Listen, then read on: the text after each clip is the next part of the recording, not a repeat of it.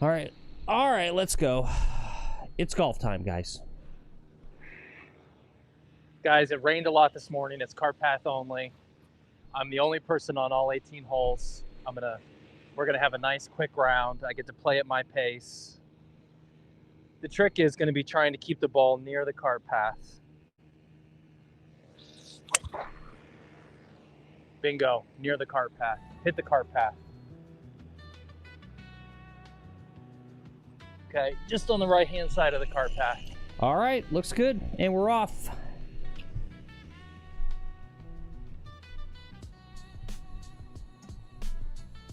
And let's get rid of that. Let's do that. All right, welcome in, guys.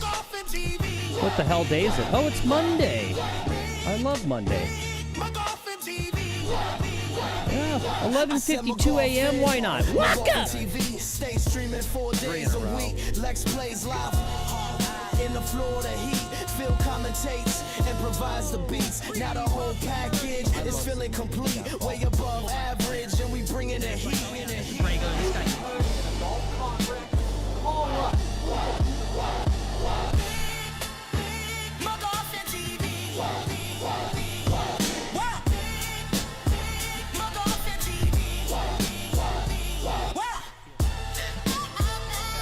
Yeah, whatever. What's up with that? I think we're playing lift clean in place today, by the way.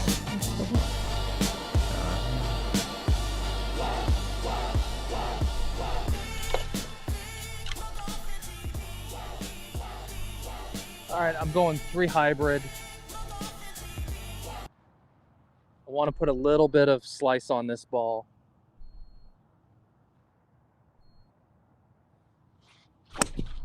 Just like that. Okay, perfect. Club is toasted. Oh, did you just hurt your club? No, it's just dirty. Oh, okay. It's like, uh-oh, that sucks. Oh, wow. Yeah.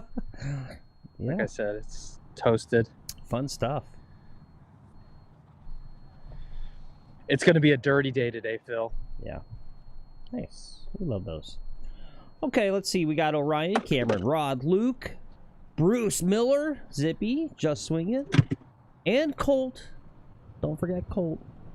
Good to see you guys. Thanks for being here. Good to see you guys. Thanks for tuning in on this nice Monday. I'm expecting to get weather. There's been enough rain that I'm not flying the drone today. I just can't risk the drone. It doesn't like to get wet at all. You can't even fly it in high humidity. Just there's enough moisture on the ground. I was worried that when I landed it, the propeller wash would would get into the motors and Sorry, guys. Sorry.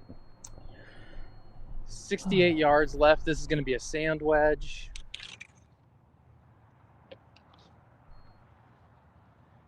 I kind of like it when these conditions are all wet and soft, though. It gives me more confidence with wedges to really tear through the turf.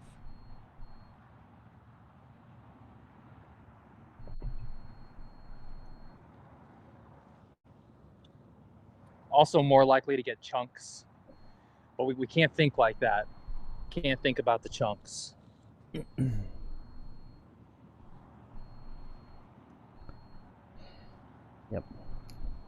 You need to engage your hero shot mentality here. Pretend it's harder than it is. Yep. Oh no, this is a hard shot. I got to go right over the bunker. I can't go too long. I got it, I got that water long, sand trap short. I got to hit a perfect 60-yard shot.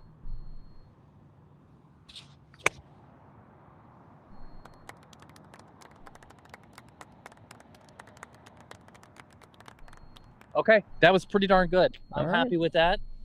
Very nice. I'm not sure how close it is, but I covered the bunker and I didn't go in the water. Very nice. It's good green regulation there. Yep. So, Lex, I titled it today something about, should we even talk, I guess, for me today, it's Monday, right? So it's office day, right? Office day. Yeah.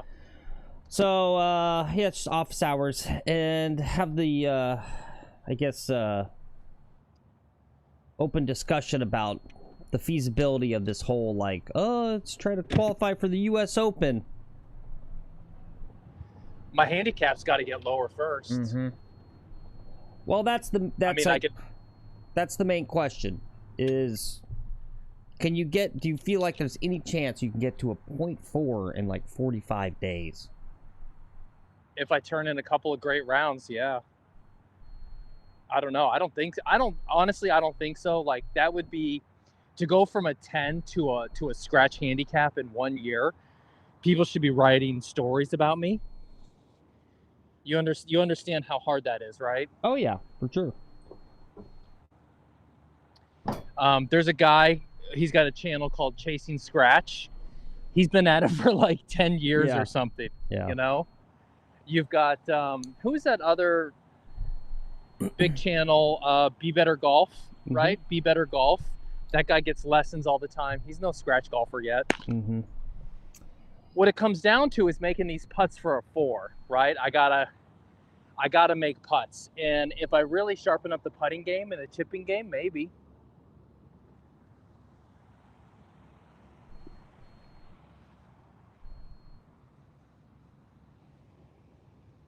You know, it's all these things like always cleaning my golf ball, playing Pro Vs, right? I got to play Pro Vs, not these Max Flies I'm playing today.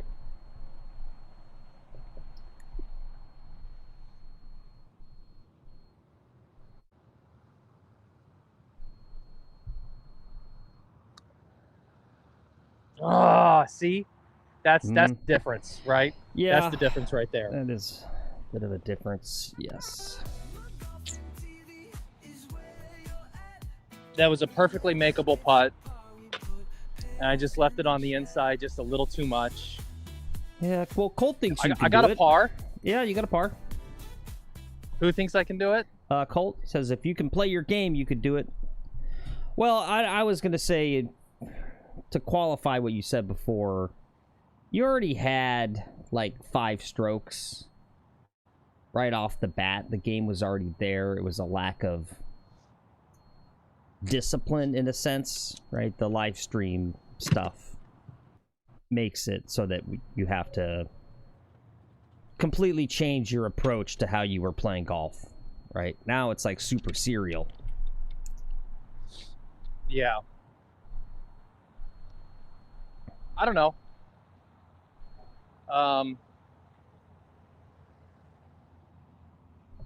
I think also being in that, you know, we're putting myself where I need these miracle shots. I need a miracle drive here, right? I'm not hitting a layup. I'm hitting a miracle drive. Yeah. Here comes a hero shot over the bunker. I'm going to get in great position for a birdie again.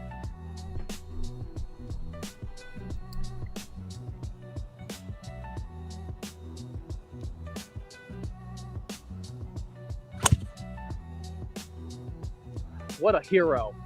What a hero.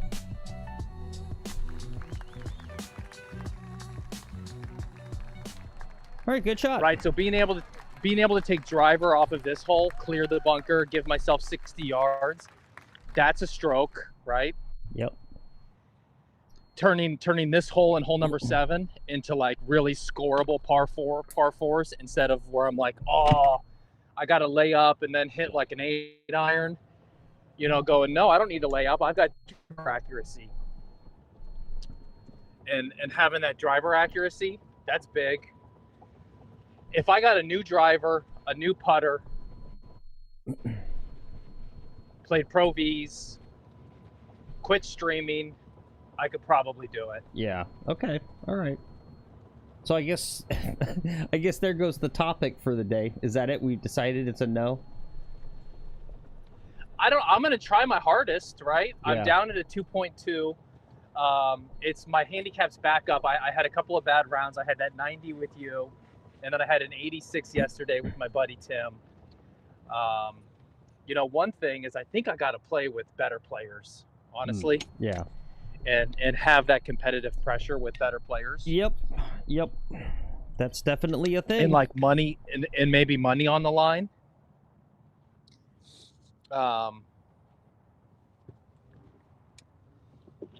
So I don't know. I'm thinking about thinking about entering these games. On Thursday, I've got my inner club, so I'm doing that on Thursday.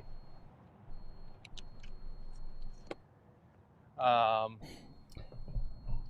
don't know. What do you think? Getting those extra 2 strokes, getting down to a 0 is, it means I need to put some more rounds of 70 out there, you know? Mm-hmm. Yeah. I need quite a few more rounds of 70. And it was easy shooting 70. It wasn't hard. But I birdied the first, like, 4 holes, right? I had 3 out of the 4 first holes birdie. So from here, I've got 70 yards. I should be able to get up and down in 2 if I was a scratch player, right? Scratch player looks at this and is getting up and down. All right, this is an impossible shot. I got to land it right there. Super hard, high difficulty.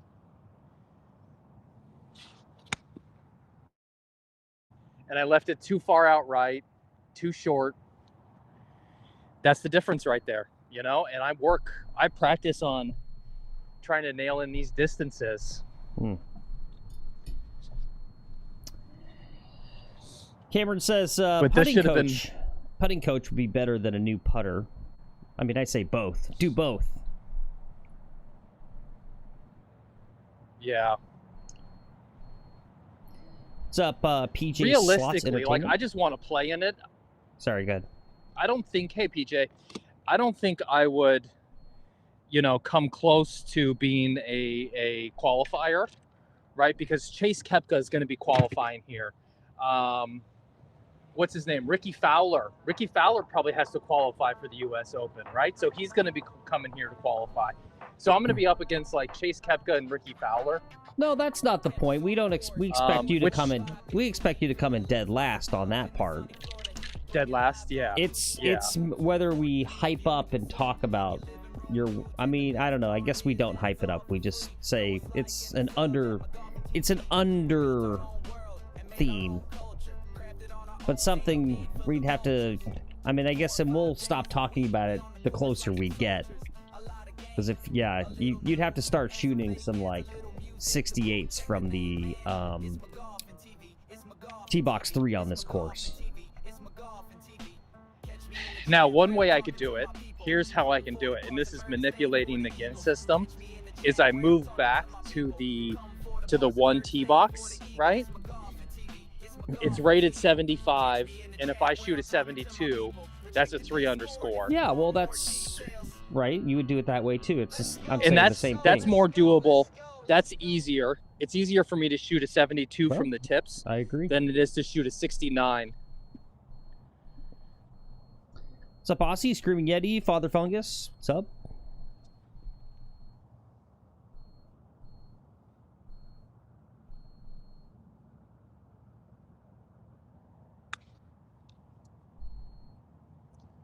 Stop.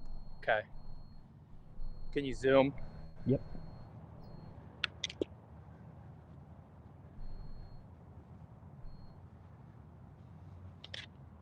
I love that it's 78 degrees out and you're wearing pants. The pants were a poor choice. I was worried about the rain. It was a little chilly earlier. Yeah, I'm going to be a little hot and sweaty in these today. But this is what professionals wear, Phil. They wear pants.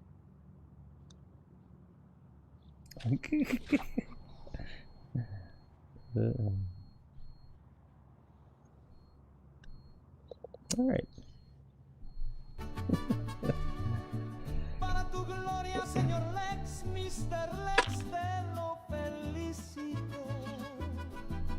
So just not with the putting I have, right? On when I shot the 70 the other day, I spent an hour and a half putting on the putting green before. Mm-hmm. So that's the thing, is, like, I got to spend an hour on the putting green before I come out and play. And I'll do that on Thursday. So Thursday I've got a competitive match. But, like, this morning I had to get a haircut. And then I had to go to Target, Trader Joe's, and Ulta, right? Haircut. Oh, good. I I was going to be late for the stream today. I left my house at 11:30. So like I came out here with no warm up, no swings, no putts. I hit 6 putts is what I did. Right. Well, see, and the thing is it's a weird one because we'd only be talking about whatever you score on non-streamed, right? Because these don't count now because you can't post them. Yep. So there's a bit of a disconnect with this idea of like, oh, we're going to, just see, what happens if some schlub tries to get his handicap and try to do it. We're not going to see, really. We're just going to have to... Trust. Yeah, you get it vicariously. And then these live stream rounds become proxies where we go, well, he did this much, so that's how we kind of feel like what his chances would be. But to your point, they're not even really good proxies because it's sort of like clocking in for work. Yeah, you ran errands and then you ran to your work job and just clocked in real fast. I just clocked in real fast. That's right. Oh, that's outright. That's going to be a long walk. Yep, that was It's in the fairway, but it's outright. Yep.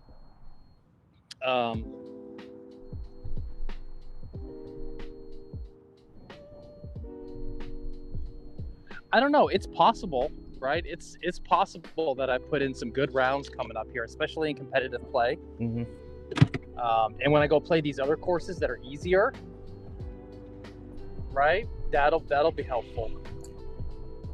Well, and I would presume, right? I mean, you basically slept on those last 2 putts. You didn't even really look at them or grind on them. I would presume when you're not filming, you're taking your glove off, you're really looking, and we already know this. That's I don't take my glove off. Yeah. Well, I mean, whatever. But you always shoot way better when you're not on stream because off camera. Yeah, and that's normal. Colt says you should just go over to Old Marsh and play with Rory, Lex. Rory's not a member at Old Marsh, but I am going to try to meet a member. One of our members here is a member at Old Marsh, and so I am going to try to friendly up that guy. He's a friend of the channel, Chase, and hopefully I can weasel myself an invite at some point. And just to go play there. I've heard it's okay. It's not great. I've heard its conditions are immaculate, but the course itself isn't, anything that's like, super renowned or anything. Mm-hmm. Kind of like I've heard the same thing about Seminole, honestly. I've heard Seminole's like really good, but it's not the third best. It's not like a top 10 course as it's billed. Yeah. I think because it's so exclusive, it gets a higher billing, Yeah, I think this is the difference. If we went out to Old Marsh, if I took the camera out to Old Marsh, I could find like 300 different sort of zooms and angles and then put them up against your course and like give that as a test to the audience and say which one's Lex's course, which one's Old Marsh, and I think, right, I don't know if they'd score better than 50-50. You'd have to really just look for, does it look a little cleaner or something? Right. So it's the point is it's very similar to just these Florida courses that all look the same. Seminole has a whole different vibe to it, though. A little bit. It's actually it's still pretty just like, yeah. I've got 153, a little bit of wind into me. I'm taking 7-iron. I'm going to try to fade it in there, let it roll up.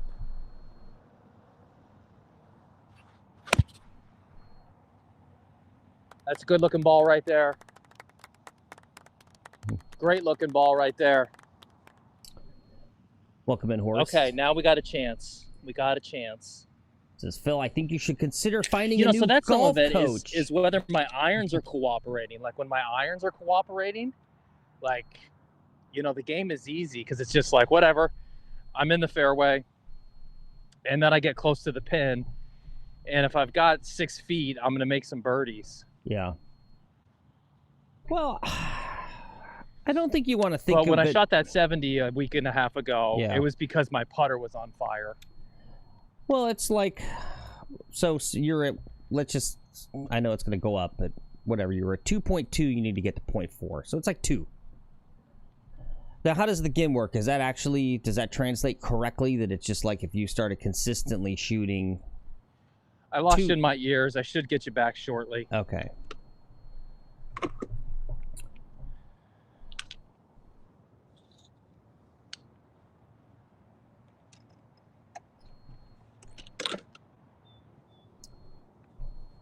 While we're waiting for him to get back, can you just give me a heads up, Lex? Looks like he still hasn't. Yeah, it's not the golf coach's fault, horse. I didn't swing properly one time, not a single time yesterday. It's fine.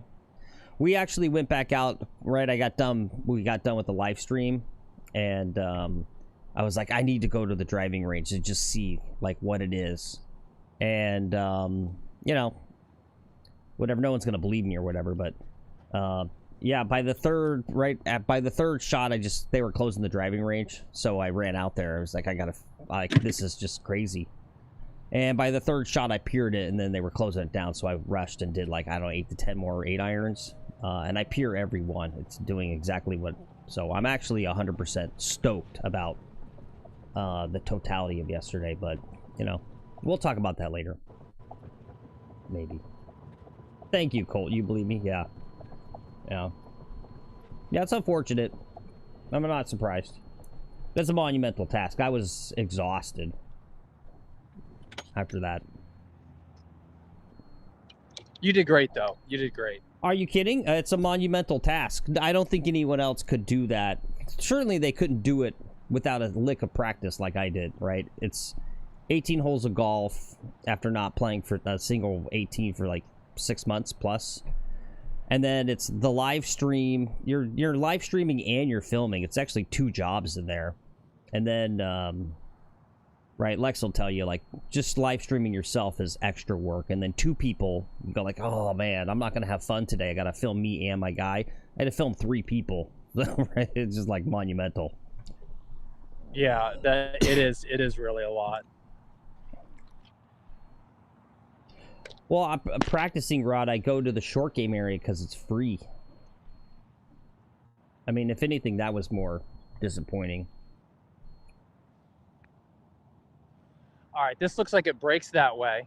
It's going to break that way. I'm going to maybe go somewhere over in here, I think.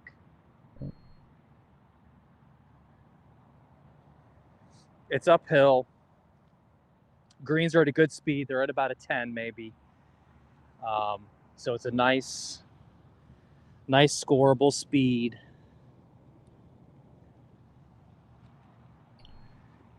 So just think about this like you're 5 years old. What would a 5-year-old do here?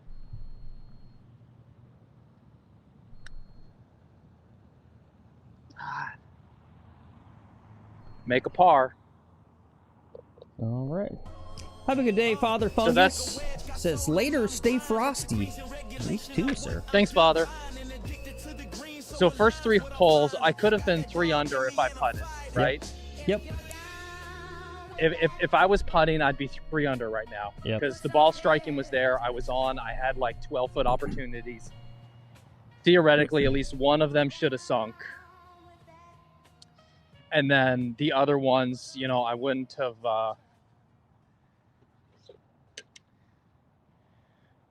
wouldn't have 2-putted from like 4 feet, 5 feet. You know, that one should have been a must make. And this one could have gone in. Maybe I missed that one and I'm only 2 under. Mm-hmm. But if I was putting, I'd be 2 under. Yeah. So I don't know. Maybe it's getting that lab putter, right? And I know you don't think that that's a thing. But it wouldn't have fixed my read on the last one. I guess it was just a misread. You know, I gave it too much break. Thank you, amateurs. I appreciate that. He says, Phil, it was great seeing you on the course against Lex. Oh, that's the other thing, just this against stuff. I'll have to, you know, it's a process. I'm going to have to artificially find my reasons for enjoying team play and playing against other people. In a sense, I'm not, like, the real me's not into it. Ugh. It's a problem for YouTube golf. I'm the opposite. I'm hyper competitive. Yeah.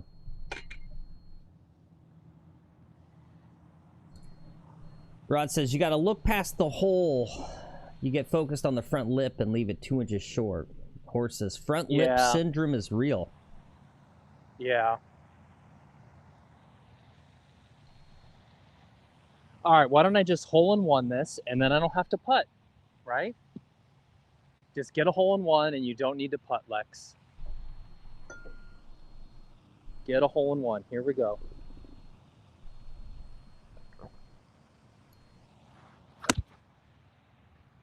It's tracking, Phil. It's tracking.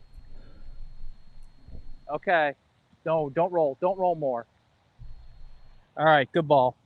Nice job. Thank you. Guys, sorry about not having the drone today. Maybe I could be flying it right now. I didn't want to risk the tech. Yep. Yeah, let's be safe. Well, and I can't even buy them. The DJI drones are getting banned by the government. Well, so it's like, we don't know that. That's what clickbait articles are saying. Yeah. Well, I believe clickbait articles. Okay. Damn, I landed it like 3 feet from it, and it spun back. It spun back like 10 feet. So this is another thing I got to get used to, is spinning the ball back. This is happening more and more regularly, where, you know, my distance control with my irons. No, this is what you want, right? This is perfect. No, well, if you can see where the divot is, I'll fix the divot. Yeah, we can see it. I mean, I guess that's what I want. Well, I mean, here's the thing: you would have to hit it longer, and that's just a thing about golf, right? Is you got gaps between your clubs. Whatever you hit there, right? There's a gap between 7 and 8, and honestly, I don't think it really pays anyone to try to get creative to try to artificially hit a number between a gap. Yeah. Right? You should just go, okay, here's my yardage. Where is that going to be optimal for the green? And what am I going to accept to just make sure I'm right? And you're here. You just accepted what you have, and this is it. And this is the best putt anyone could really have here. Except it's 15 feet, but I'm going to make this one today. I'm going to look past the hole. Right past the hole.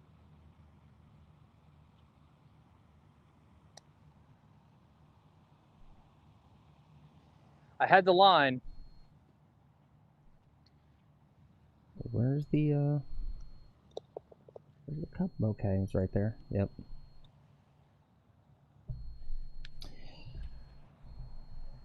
All right, in for a par. Yep.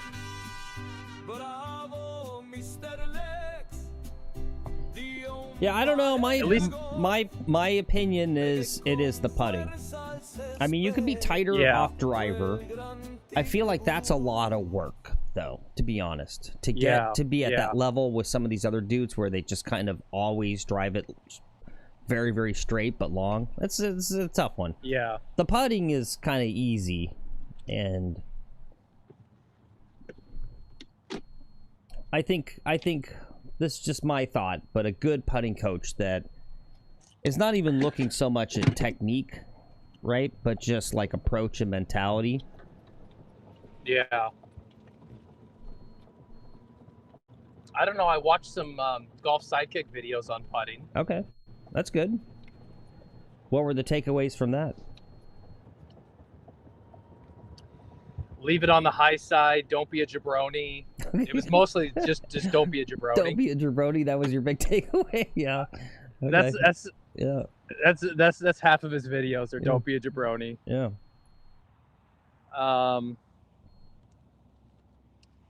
You know, he does that math crap. And I didn't watch the one where he details like his math. Yeah.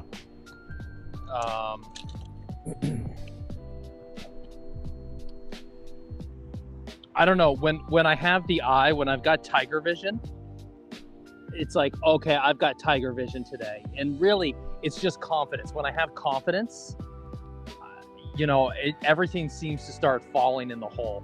So maybe I've got to find a way to have artificial confidence, the way I have confidence in driver or this 3 hybrid.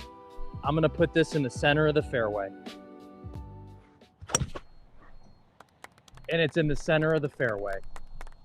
Right? I've got confidence that I can just do that. Right. Damn, that's a long walk. And I honestly feel like that's a part of it. Like, I'm always conflicted to even talk about putting.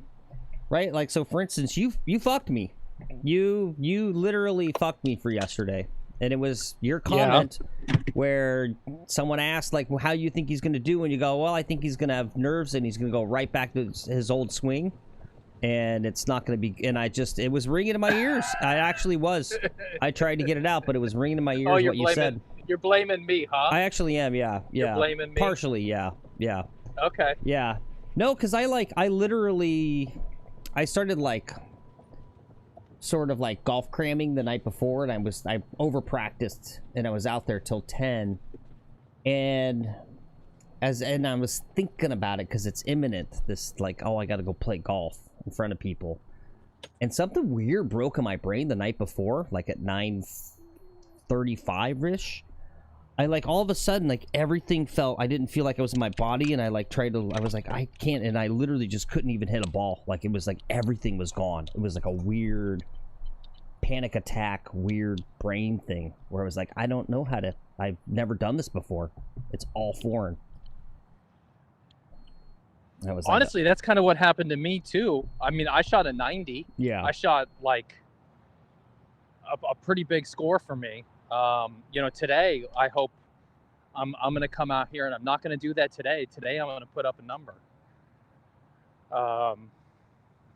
If I can putt, but I can putt. I just got to start telling myself like, hey, just get this within 12 feet and you're making a birdie here, big guy. Yep. And for most people, getting this within 12 feet, that's the hard thing.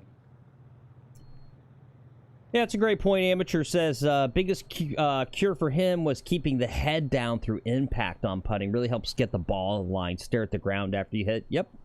You know, and that's something I literally, it's part of my normal putting routine, is a segment of that, because you're fighting it your whole life, I think. I don't know if there's any time where your instinct isn't to look up too early in all of golf. Yeah. I know I was doing that yesterday, right? It's a big mental thing. If I'm at a driving range or whatever, I don't care where the ball's going, so I can control that urge to look up and early extend and fuck up the swing. But once you get on the course,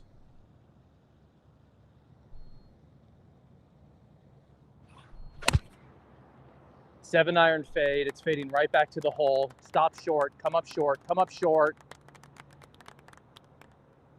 Okay, it should be within that 12 feet of the pin. Yeah.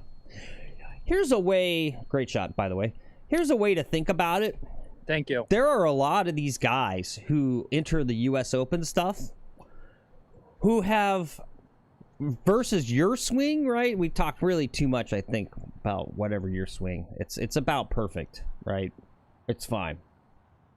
Yeah, think about all these guys who have these crazy funky swings that do a lot of really kind of dumb stuff, who somehow I did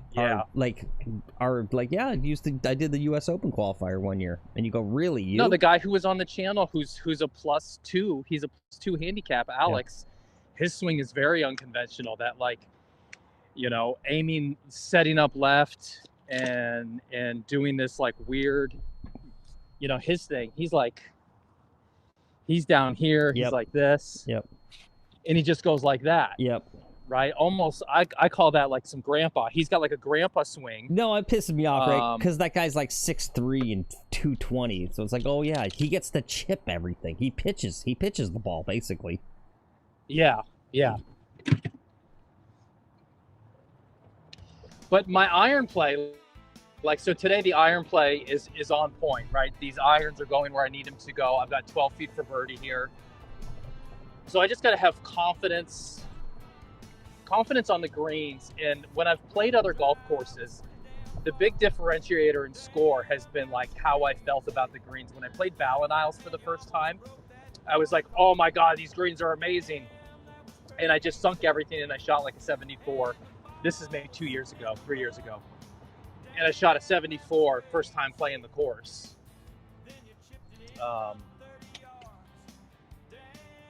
You know, this putt here, I start looking at it and I'm just like, okay, well, cool. I'll get a 2-putt, you know, so I'll get my par. Mm-hmm. I'll get my 2-putt, but I'm like 12 feet away. I should be sinking this shit. Well, 50% of the time, probably. Yeah, you should be 50% of the time. It should be like basically there, or like a lip, like a, oh, I almost had it, at least. Yeah. Yeah. Well, that's my point about like these guys that don't hit it very long and kind of really aren't that great somehow have these crazy low handicaps, and it's. Yeah, I think putting's a big one.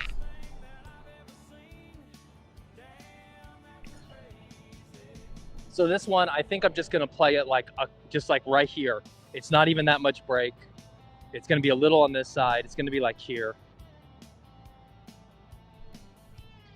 And the other thing I think I got to do is I'm someone where I want to put this in the hole. I want the hole. There's a hole in the ground. And I just want it to drop in that hole in the ground as it crosses that path.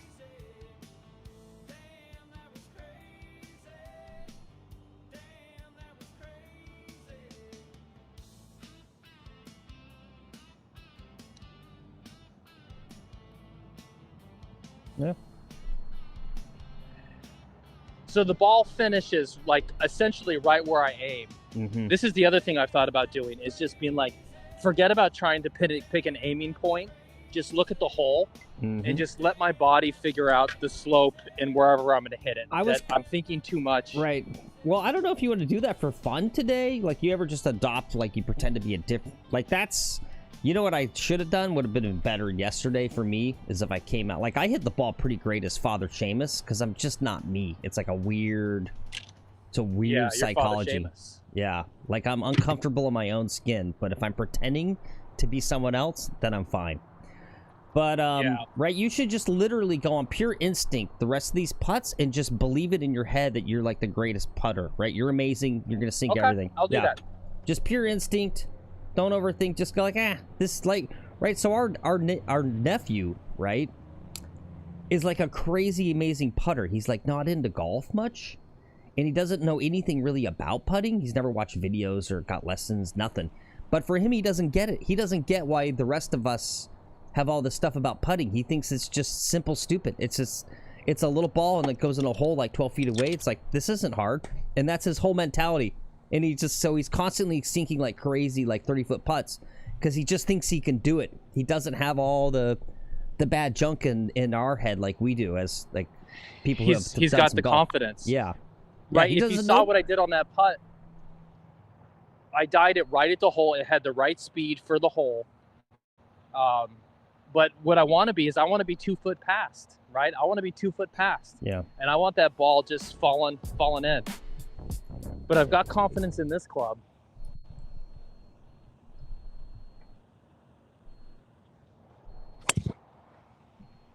Get over that bunker. You're going to be nice and close to the sand. Get over it. Get over it. Over the bunker. Great shot. Close to the cart path. Very nice.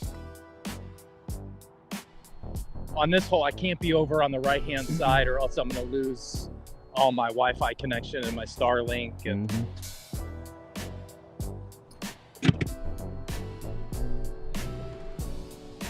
all right, let me mark my scorecard here just so I'm keeping track.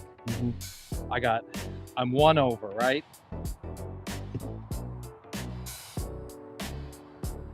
Correct, 1 over?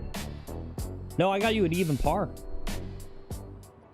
Sorry, I didn't even par. How am I even par? I haven't recorded any, but where was the bogey?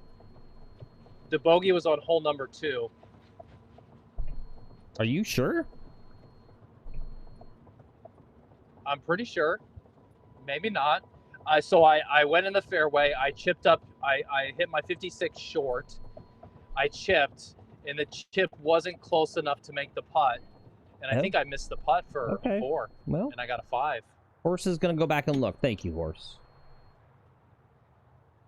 I missed the putt for a 5. Okay, well, we'll presume for now. Yep.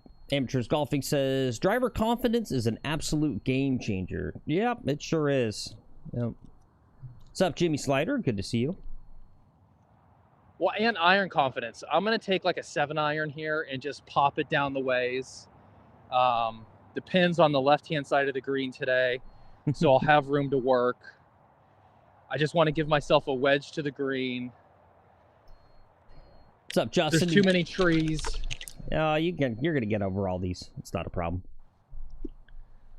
Well, there's too many trees with the 3-wood, right?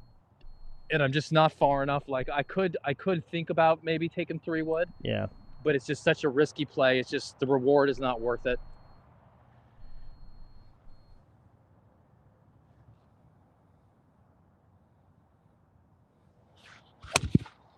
There you go. Yep, just like that. Perfectly in the middle of the fairway, down in a great position.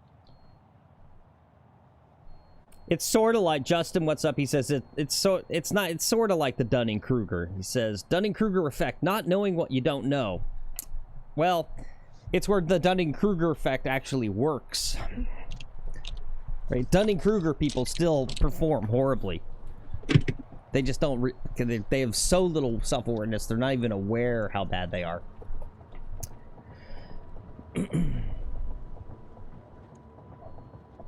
This would be more like placebo putting. Like, if I gave Lex a pill, here's the thing. If I could convince Lex that there really was a pill for me, yeah, just give me a fake pill. That's what I need. Put a Krylex D. And I go, Lex, there's this new thing, and I like hire a doctor who's an actor or someone, or right, and I get him set up, be like, we're gonna go see the special doctor, and fully trick him. And I start giving Lex, he gets on medication, Krylex D. Dramatically improves putting. That I'll start sync. It would literally, I think, yeah, it would.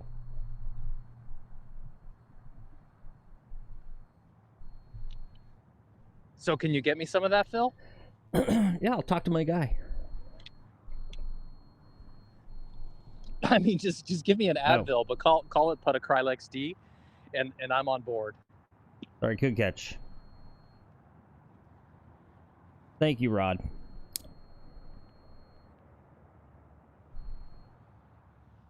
Oh, okay. All right, 79 yards. Yeah, we're on 6. I'm confused now. Need to get there. I'm unfortunately too comfortable back in my element.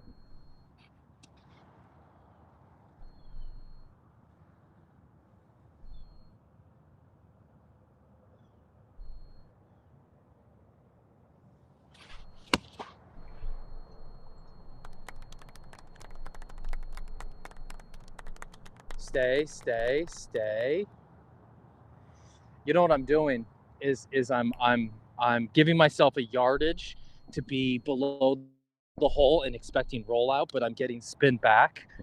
I need to be going, okay, the pin's at 79 yards. I actually need 82 yards here. But I'm on the green in 3. I've got an uphill 12-footer, 15-footer. I'm going to take some Krylex D. And we're going to sink this one. Yeah, just don't forget, you're pretending you're an amazing putter, and you're going on instinct. Okay. Yeah. Okay. What's up, Keith? There's the man of the hour. He says, one thing I was fairly proud of on the stream was keeping my putting routine. Yeah, you stuck to it, and it paid off, right? Your putting was fantastic. That's how you do it. Yeah, you drained some big ones there. You had lots of great shots, Keith. And Phil, your irons seemed to be pretty good yesterday.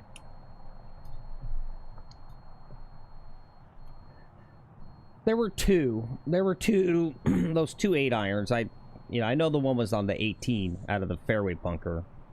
Like, I'm happy if I at least do like 50% of what I know I'm supposed to be doing. So those were fine. I liked them. It keeps me coming back.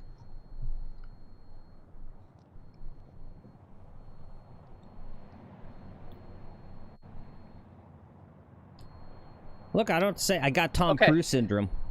Keith says he's too hard on himself. Thank you. I am too hard. Nothing but instinct. Straight instinct. You're the best putter in the freaking world. You're the king of the 12-foot comebacker for par.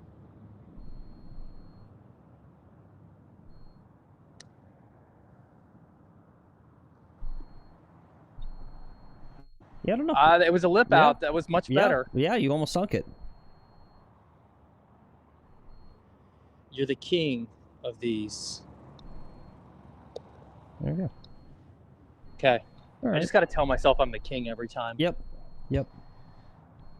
There you go. Rod says that was better speed.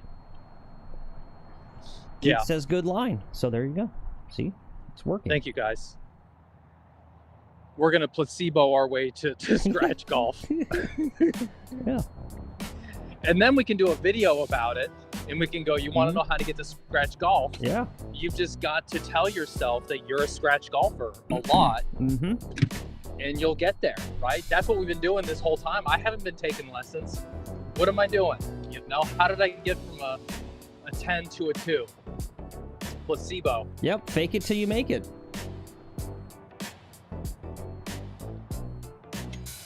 Okay, I've got driver confidence. We're going driver here.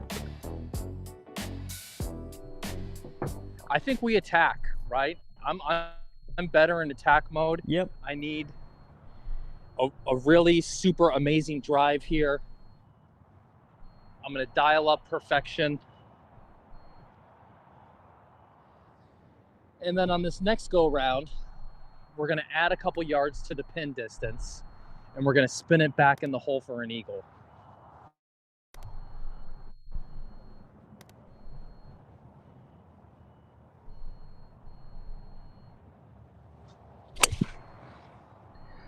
Oh, no. All right, the little slicey, but it's slicing right back into the middle of the fairway. Great. It looked like that was going straight for the trees.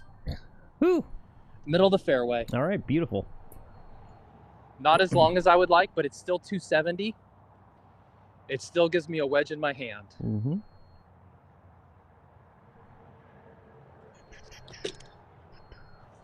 You know what I need to do, Phil, is I probably need to go buy new wedges here ASAP. Mm-hmm. Yep. That way I don't have too sharp of new wedges, you know, when I start playing in these tournaments here coming up. And I'm ripping it back like 15 feet. Wait, what do you think Doler, did I catch that right? You think Doler edges are going to get more backspin? No, I have Dole wedges. Yeah. And I'm getting 12 feet of backspin, right? So at some point I'm going to buy new wedges. Oh, yeah. And then I'll probably do that. Yeah, you need to I'll probably do that sooner. Mm-hmm. I got to dole them up. Yep, I hear you.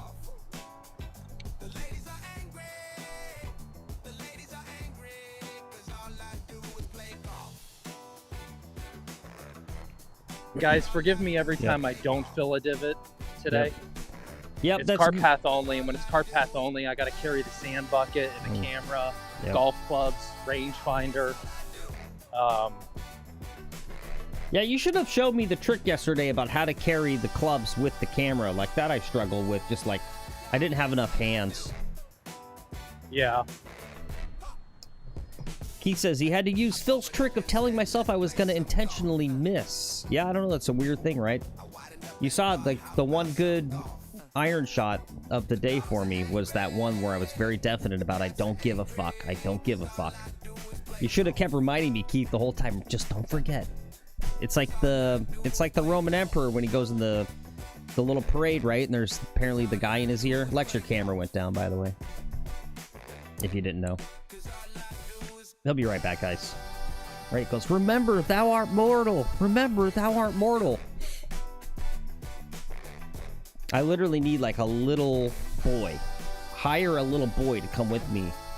To just remind me, like, you don't care. Don't care. Don't care. Don't care. Oh, was it 2 days ago? Yeah, I guess it was 2 days ago. Thank you, Cameron. Yeah. Well, it felt like yesterday. It's because I fully took the day off yesterday. I was like, I ain't doing shit today.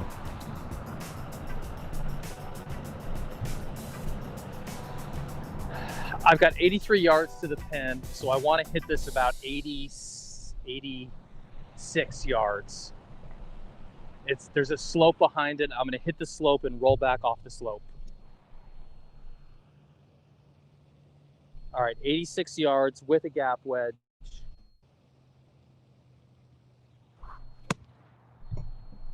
Is that too much? Spin, spin, spin. Where's the spin? See, now I got no spin. Yeah. Damn it.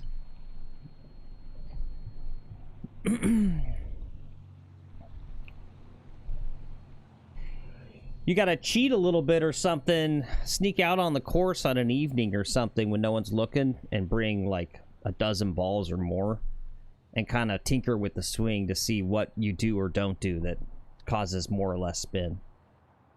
Yeah. Like this ball rolled out.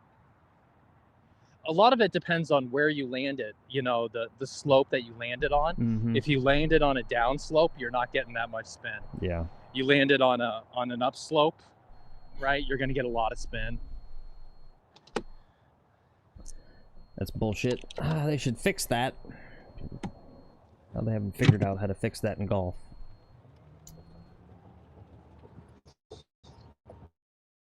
So now I've got a long 2-putt ahead of me. I got to really focus. I should have been in for eagle here. The pin was very gettable. Perhaps I should have taken sand wedge. I should have taken sand wedge, because if the sand wedge went long, it would have been at 86 yards. So this was a club selection issue.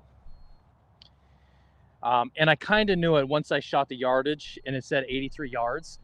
That's right at like a full sand wedge. So I probably should have just gone full sand wedge instead of like a half gap. Yeah. I think he gives consideration to the lie rod. I mean, Lex is a super experienced golfer. I mean, I think it's happening so fast in his brain, right? And he doesn't verbalize the lies to us, and I wouldn't want him to. There's a good kind of sweet spot for how much you want your little broadcast, your little golf actor here to tell you about what he's doing. I'm gonna play this way out to the right and hope it swings down. Are you believing you're an amazing golfer? That you? Oh no, not yet. Yeah, you know what you just did there? It's interesting. We're gonna really get into the psychology. You went, it's gonna go way out to the right. You did that. Yeah. You don't even realize. Yeah. You were so not looking forward to this. You got to change that whole mentality. Right. You're right. I'm gonna sink this. Yep. This is my time to show all the McGolfies what an amazing golfer I am. All right, let's show my McGolfies.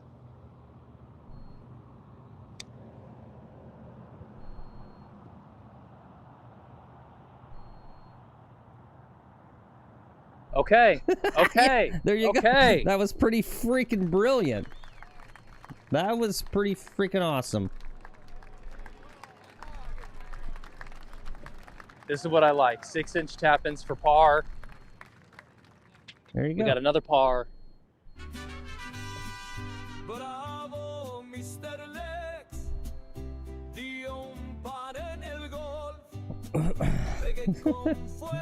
Horse says, putting with the glove on, it's like peeing with the condom on. You guys don't protect yourself, huh, when you go pee? Are you not supposed to do that?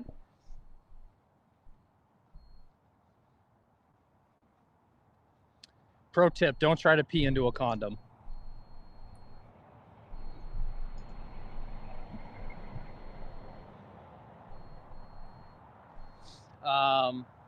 I don't know, Horse. I don't mind the glove.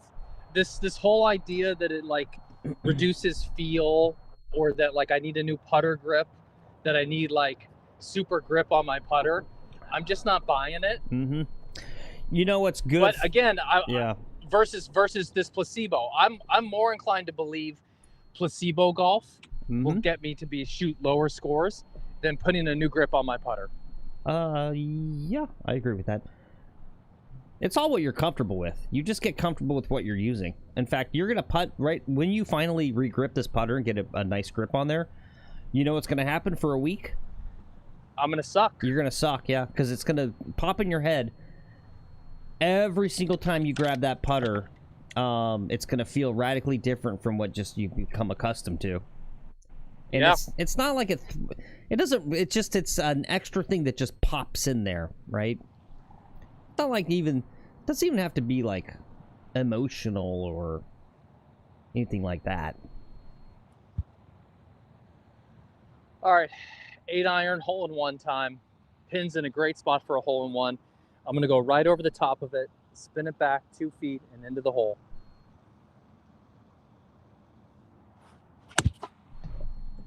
Get up, get up, get up, get up, get up, get up, get up, get up, get up. In the water. Oh, yikes. All right, to the drop zone. Or did it not? I don't actually have to go to the drop zone because it did hit land up there. Okay, good. Oh, good. Okay. It hit land and it spun back. All right. I hit it a little off, a little chunky. It was right on line. If I hit it with enough power, it would have gone in the hole. Now we got to scramble. I got to chip in for par here. I'm overdue for a chip in, so I'm going to chip in. There you go. Yep, placebo.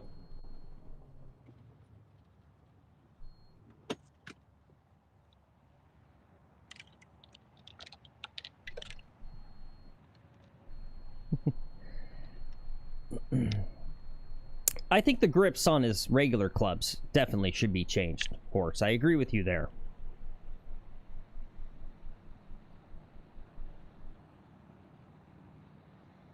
I mean, you should change them all, right? I mean, eventually you gotta get rid of the grip. The grip is absolutely demolished on this putter, but I'm not saying not do it. I'm just saying it's gonna throw him off a little bit. Just that it's just gonna be like 1.5 strokes per round.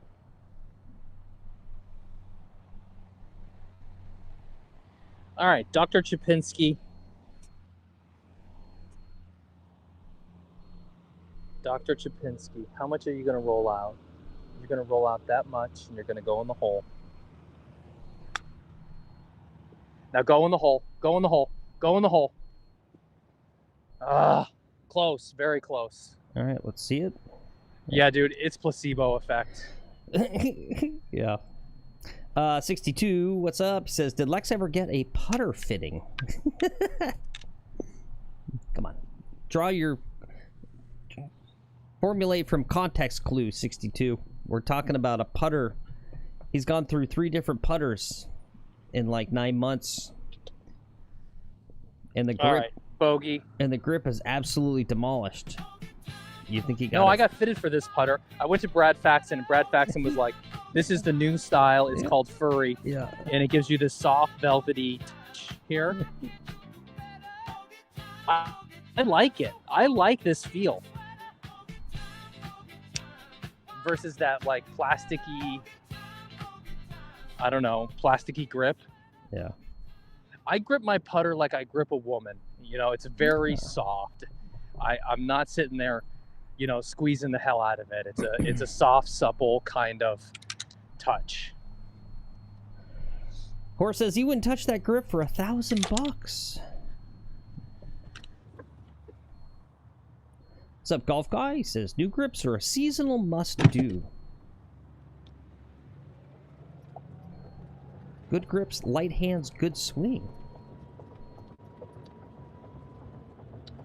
Yeah, I'll probably regrip. I definitely need to regrip the 4-iron, and people have donated money for me to regrip the 4-iron. So I'm going to regrip the 4-iron. I might regrip driver and put a thick grip on the driver. I would do that. Although I probably don't want to change anything with the driver. I'm hitting it so well. Okay. I just, you know, why mess with it? Yep. You know, I think a lot of it comes down to on-course nutrition, having enough Red Bull with me, placebo effect. When I play the Pro V1s, that placebo effect is huge. In addition to them just being a better golf ball, because I think they fly longer and straighter, they do fly longer and straighter. Yep.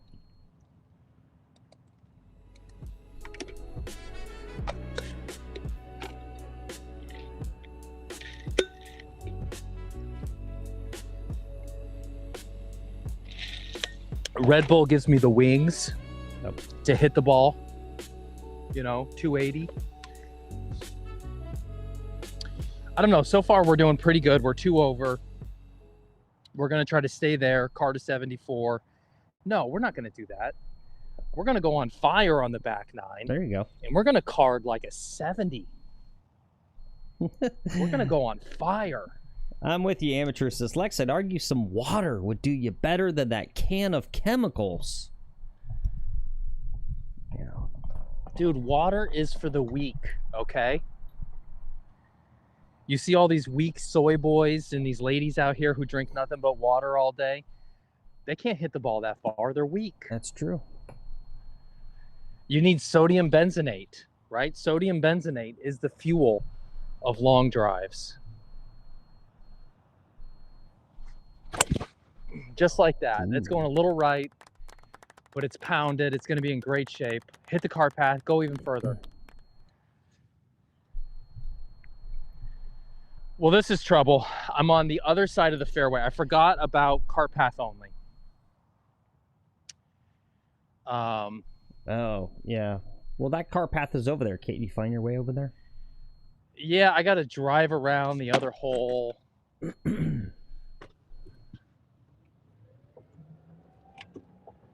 And there's people coming up. They're going to pick up my ball. These sons of bitches. Don't you dare do it. Don't you dare pick up a ball.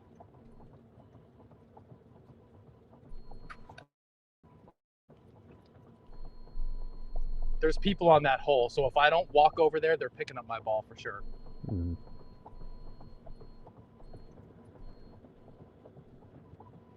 It's the weirdest thing about country club members. They're all millionaires. Love to steal $3 golf balls.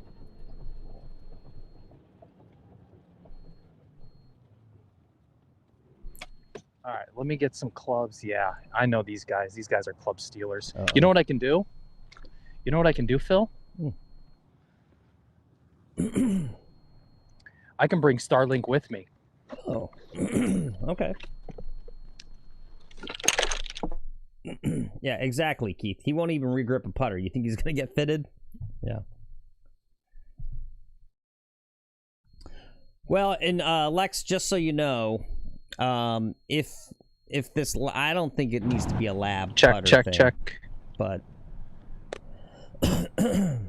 if you get the lab, you have to get that fitted. It's like it has to go hand in hand with it. So just think about that. Yeah. Okay. As I understand, I got my whole bag. Yeah. I got my whole bag here with my Starlink. Yeah.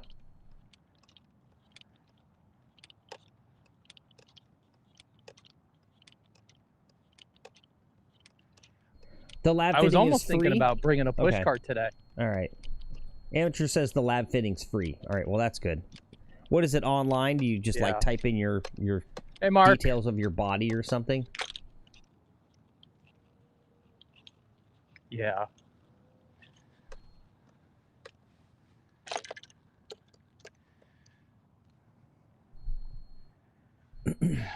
Okay. All right, we got a birdie. We're going to birdie here. You are a birdie machine. Basically a chicken. You lay eggs for a living. You've got 166 yards left. Downwind. This is going to be a 7-iron.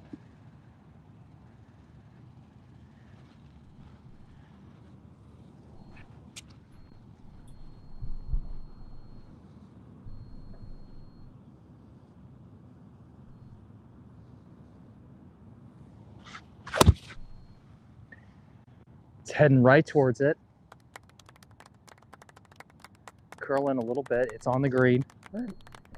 Right towards the back of the green. I've got a 2-putt. No.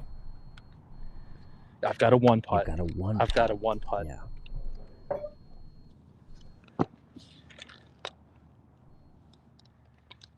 Yep, I've got a 1 putt. Wow! Thank you so much for that super chat. I totally promise I won't steal the money out Look of at this Phil's asshole wallet. out here. and He's go got a spend it at Starlink the in his club. golf bag. Thanks again. Carrying his golf bag around with a Starlink. Thank you, Yeah, Justin. I should have done the Justin push. came in with a, I'm sorry, real fast, $2 super chat. He says, cart path only, tip money. Thank you, Justin. Appreciate that. Yeah.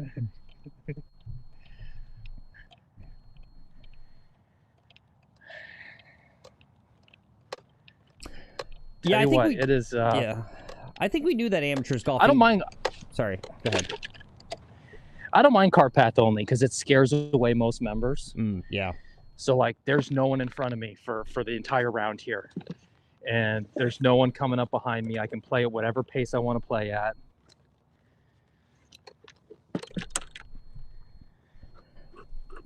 It's sad to say, I think that's the go-to move with all of shopping now. Amateurs says go to the PGA Superstore and practice with all the models, see what feels best, then go online and get fitted for that one.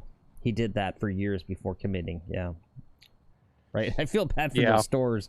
You go in there and you test out the driver and go, okay, cool. Yeah, I like this one. All right, I'm going to go home and order it online because it's $50 cheaper. See you guys.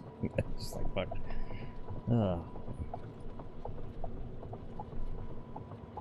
Oh yeah, this is a 1 putt.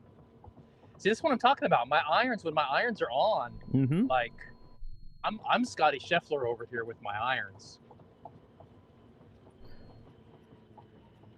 I wouldn't disagree with that.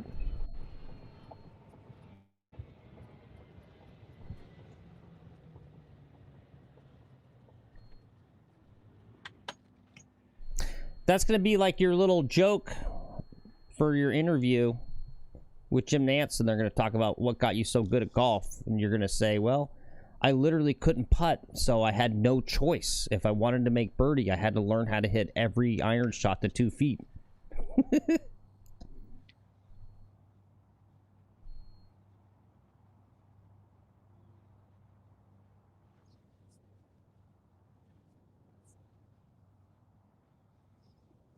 Rod says he finally got to try a lab putter.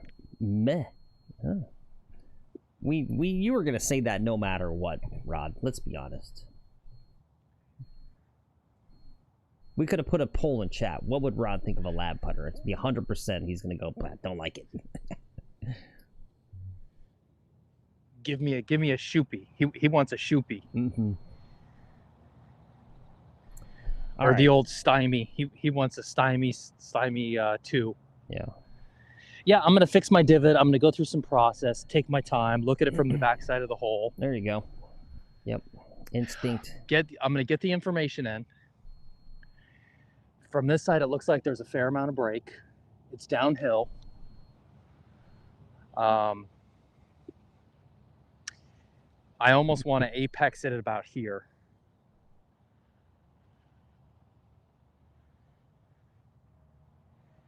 And we're just gonna execute. Let me clean off a little more of this debris.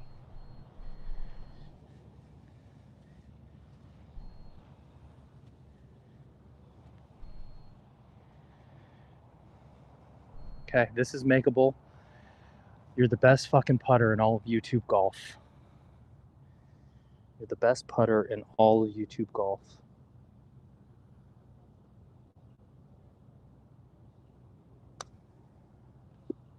No, you're not. Smashed it. You hit it on the toe, I think, and left the face open. Yeah. And I smashed it too hard. Okay, no matter, you're the king of these comebackers. Absolute king.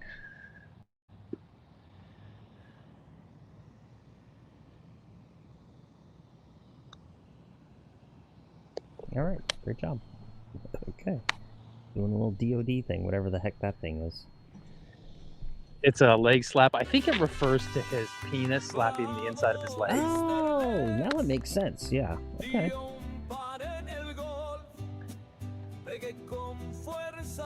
Okay, 2 over. Not bad. Not bad at all.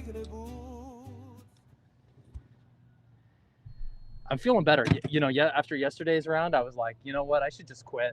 I should quit. Mm. Hmm. Good, Mark. How are you doing? I mean, I don't know why you would care. You were like 3 sheets to the wind. I mean, don't you think that's what it was? No, not with you. Not with you and little Golfy. I played with my neighbor Tim yesterday. Oh, right. I got you. And I shot an 86. So Yeah. I was just like, you know, I didn't have cameras on. There was no excuses. It was a little windy, but you know, there was no copes. There was nothing to cope about. On this course, 86. Yeah, on this course. Yeah. Yeah. Interesting. So I went 90, 86, and I was just like, okay, well, if this is what I'm gonna do, you know, this isn't gonna work. I'm glad to be back on camera. I'm glad to have you back in my ears. This feels like back to normal, right? And I can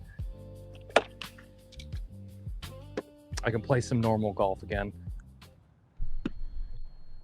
All right. Driver confidence. Did you see Golf Sidekick's latest video there where he's like shooting 75 or whatever, but he's all about like taking driver on every hole, alpha confidence? Oh, no, I haven't. Yeah, it was interesting. It was basically like oh, okay, cool.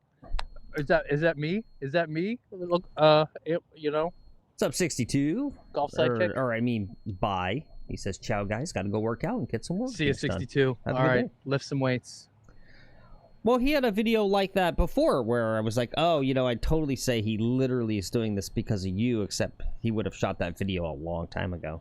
Long time ago, yeah. Out to the right a little bit. Too big of a swing. I didn't pause in my backswing. It's in the fairway, close to the cart path. We're in great shape. Yeah, no, he did that video before. Maybe he's just doing more of them. But basically, it was this genius way to reframe the perspective of what he's saying, and where you go, okay, if I had any skepticism, I get it now. And it's basically what he does is it's a whole video where he gives the opposite recommendation of what he normally does, and just lets you sit with it and go, what do you think about this advice? And you go, yeah, this is, and you go, now that I hear the opposite recommendation, I realize how absurd it is what you're saying, or how how people approach or the golf, whatever.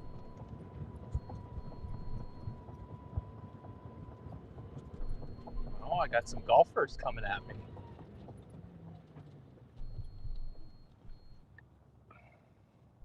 Keith says Jack Nicklaus's putting style looks spastic. I mean, it don't look good. I mean, I don't think you can really. It's like, for those that love the NASCAR, there's a eternal debate in NASCAR about who's the best NASCAR driver of all time. And Jeff Gordon. Yeah, Jeff Gordon, sure. Well, technically, Richard Petty is the best because he's got more wins by like a long shot than everyone, but it's because he was in the sport for like 8 decades, and it was back in like the 1920s when it was. He's the only person that kind of figured it out, and everyone, there was no competition back then.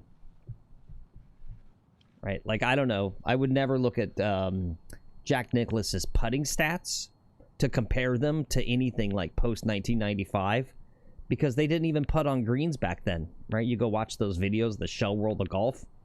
You might as well chip it. I mean, the surface is so uneven, it's so jacked up. Yeah. That you'd probably chip it to keep it in the air, because the air is at least smooth.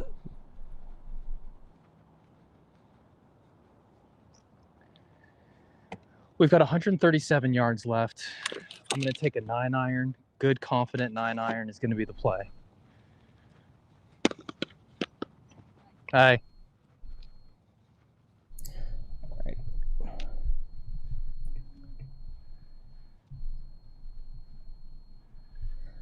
Lex, I'm going to step away for 1 second. Okay. No problem.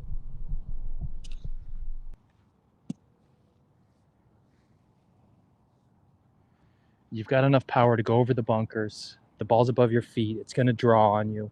Go ahead and let it draw right back to the center of the green.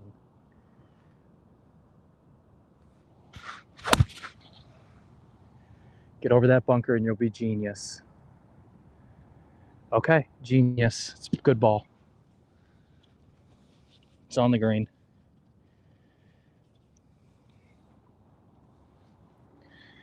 With a makeable putt, we can make the putt. We can make the putt. Who's this guy behind me? Who's this guy?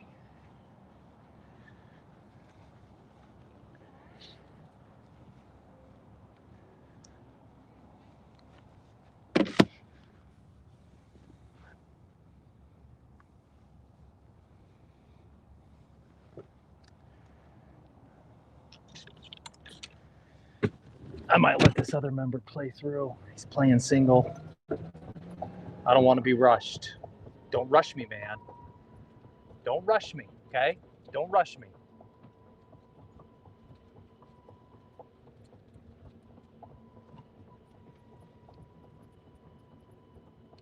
Okay.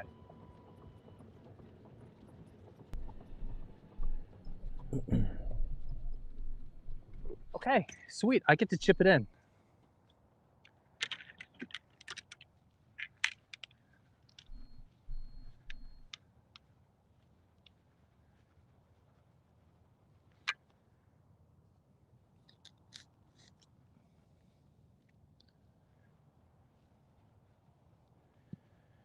Take your time, analyze the turf. What's the club gonna do? How are we gonna get this in the hole? You gotta land it up over there, and then it's gonna curve in.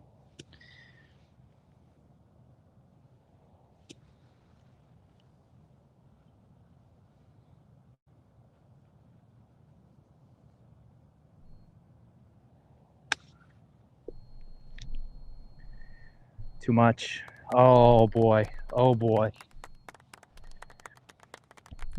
I really like the touch of it though. The touch was good. I just gave it much too much. Lex, based on Trump's putting stroke, do you think that's the source of the skepticism about his amazing play? And or what do you think of Trump's putting stroke? The like this and then do some weird thing. I've seen him putt on that Bryson video and he didn't putt that well. I don't know. I say everyone can have their own stroke, you know, swing your swing. I'm a swing your swing type person. So I don't think he's an amazing player though. I think he's just a liar. A vanity handicapper. He's a vanity handicapper. He looks pretty solid off the tee. Yeah.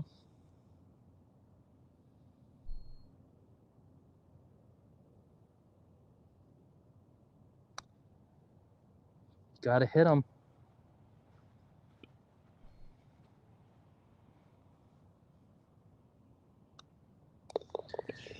Okay. That's the only bogey on this 9. All right.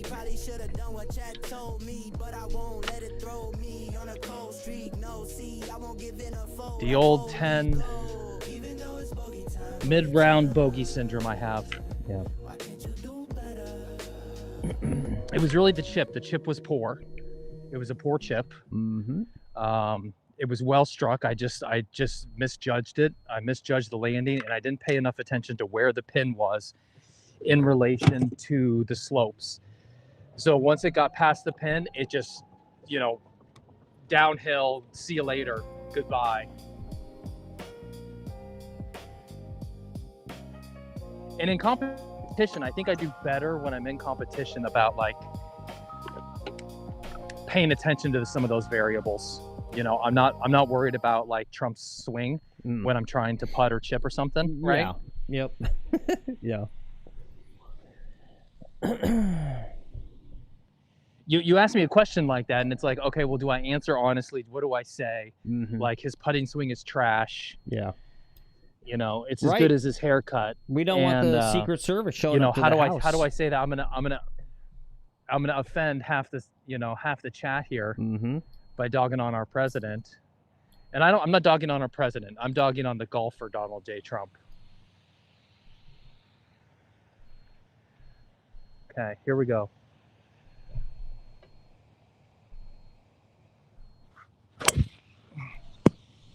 I knew my setup was wrong.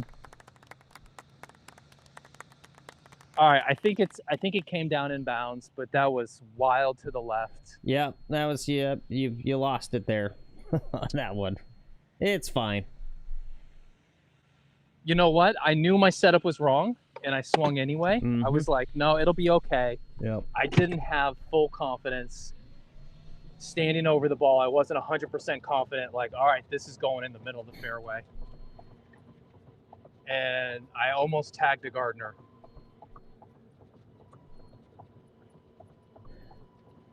They're talking in chat about Donald Trump signing an executive order to end 3-putts.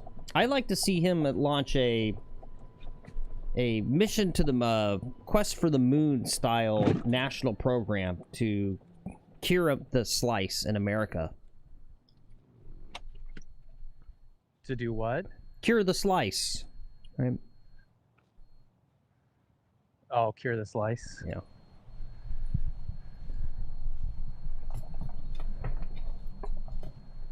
Oh, all right. Thank you.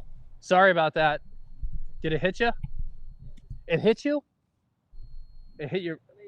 Remember right there? Sorry. All right. We got to go back to the tee. I'm going to let this other guy play through.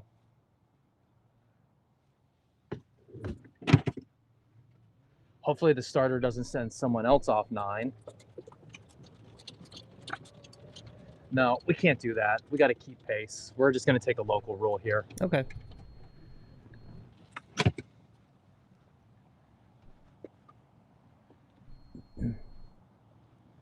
Two club lengths into the fairway.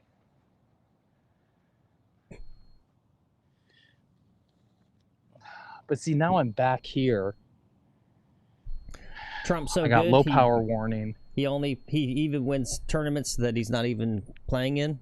Yeah. Hey. 173.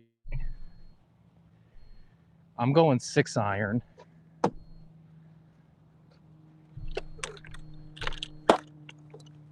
Yeah, I damn near hit a gardener. Oh, okay. All right, no blow-ups. You got this. You're gonna nail this close. You're gonna 1-putt, and you're gonna get your 5, and you're gonna get the fuck out of here.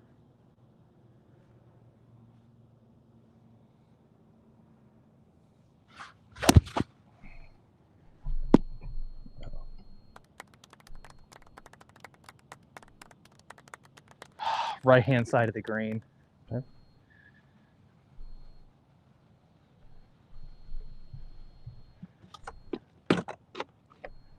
I don't like this business of the starter putting people off 10 behind me. Don't like it one bit. Yeah. This is what happens to me though. Holes 10, 11, right? This mid-round.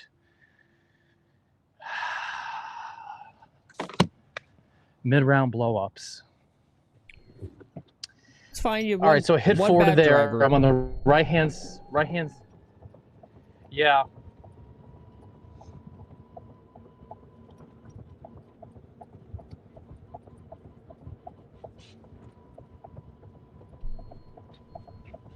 Well, and ideally, I would have gone back to the tee, and I would have hit a good driver, and I'd be another 30 yards further up. I should have just hit a provisional. I should have hit a provisional off the tee is what I should have done.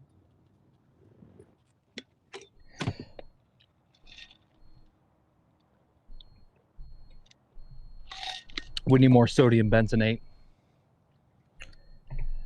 Well, I'm checking. Justin says or asks, "Is golf back in the Summer Olympics in 2028?" I don't know how this is going to work. I guess the Olympics are in LA again. Presumably, it says at the Riviera Country Club. Isn't that the one that burnt down? I know. I'm joking. It didn't burn down, but you know what I'm talking about. They canceled that one tournament, whatever that was. I mean, I guess what? It's still 3 years away. They can fix it. Yeah. Okay, I can fix this. Limit it to a 6. We don't want to get a 7. 3 off the tee, hit 4 to here. This is for 5. Let's chip in for a bogey. Yeah? Chip in for a bogey. That's what we need. It's been a while since a chip in. We could really use one now, golf gods.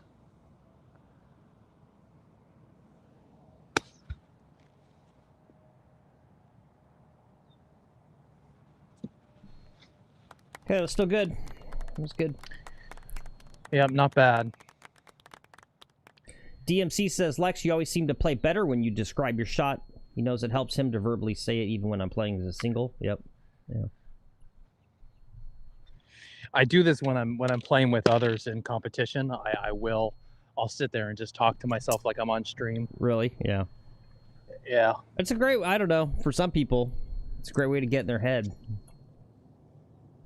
That's one of my hypocrisies. Like, I like to do it. I know you should do it. But it means you have to, all golf has to be solo. Because it's annoying to have to play with someone else and hear them do that for, like, hole 18. There it is. There it is. There it is. That's good. That's a good double.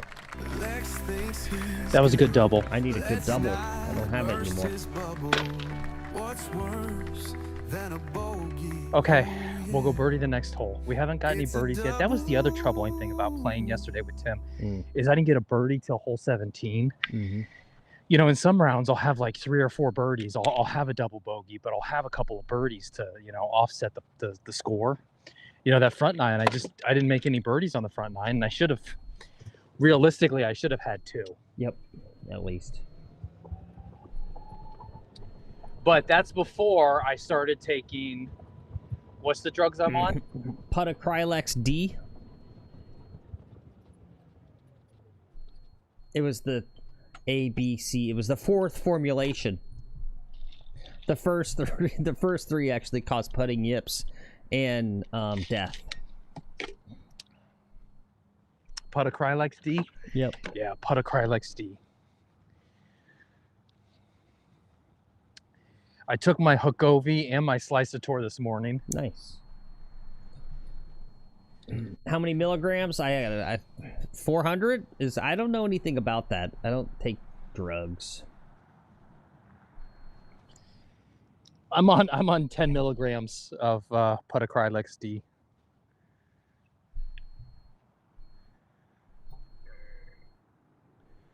Okay, you're gonna draw the ball.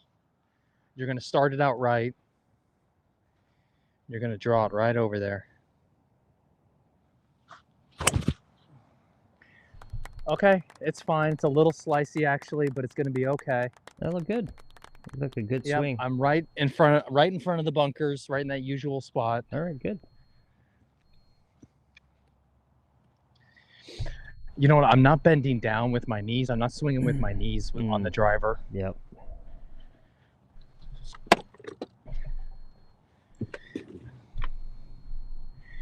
All right, so back 9. We just went 5, 6. Let's get a 4. We need a 4 here. Come on, Lex, turn it on. You got to go on fire. Got to go on fire here.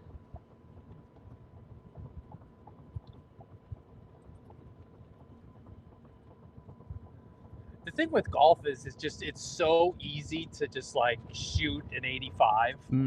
It's like it's only a few bad shots and you're shooting 85. It's not hard. All right, sweet. There's a maintenance man on the green. I'm gonna try to hit him.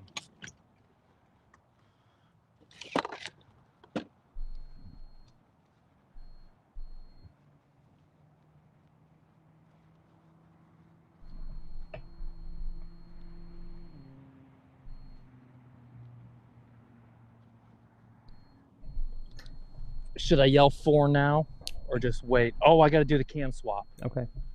I got to do a cam swap. Don't forget, we say 6, 7 now, not 4. Who's the DMC says? Who's the test subject for Putacrylex D? I shouldn't even talk. It was like a Tuskegee type thing. It was pretty sad. It was back in the 60s. We don't want to talk about it, DMC. DMC also says, seems like your grip has become stronger. When did that change? I don't know. You feel like your grip's stronger? No. You know me, I don't really pay attention to my mechanics. Yeah.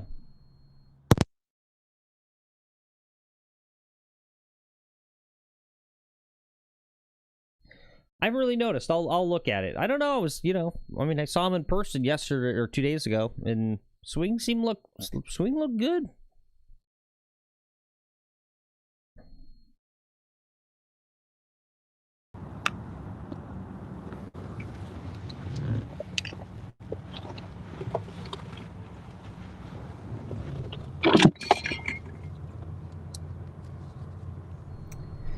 It's interesting how these two phones respond differently to the same microphone input.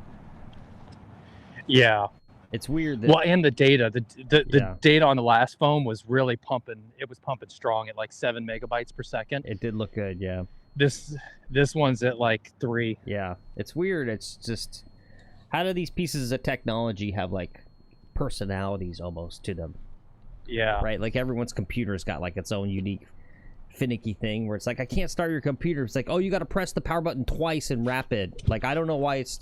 No one knows why it does that, but that's how you have to do it to boot up properly. You're like, huh?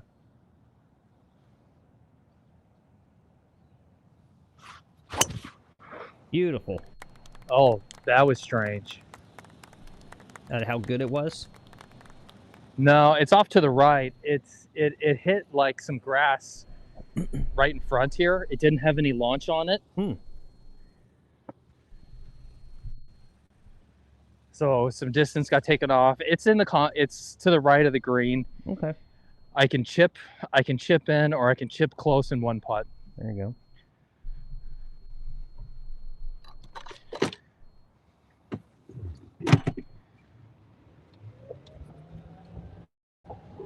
So I'm playing fast today. I'm also trying to race the weather. It looked like when I looked at the weather earlier, there was going to be more rain at like 2 o'clock.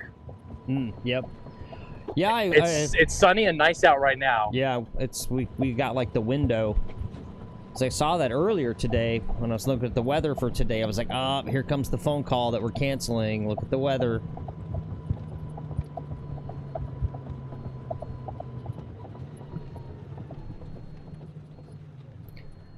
Well, you know, I use so much waterproof stuff now. Everything's pretty waterproof.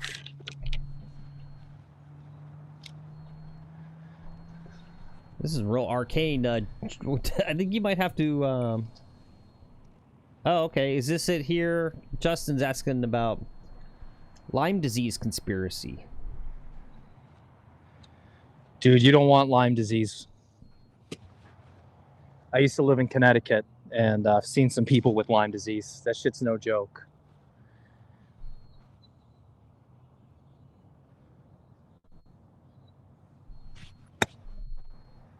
Too much. Settle, settle, settle, settle, settle, settle, settle. Okay, not bad. All right.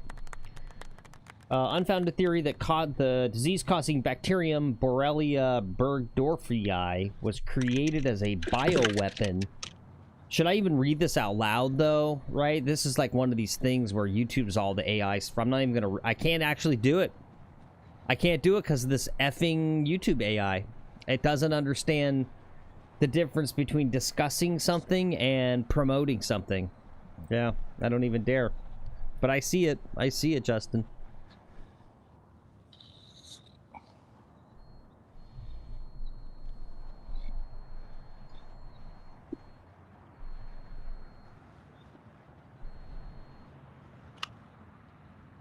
Nice. So Ryan says he lived in Connecticut too, home of the greatest hot dog, Blackie's. Wait, oh, is that an inside joke, or should I have not read that? No, I'm just laughing at the name of it. I mean, Okay. That sounds like a Connecticut thing. Okay, You all know. right. Thank God he didn't make me say something bad. It's a real place. I'm sure it's an African American owner too, right? No. Like, people got some senses of humor up there. Okay. You No, I got don't this. think so. You got this for a 1 putt. You got this. It's going to go right in that stupid hole. Right in the stupid hole.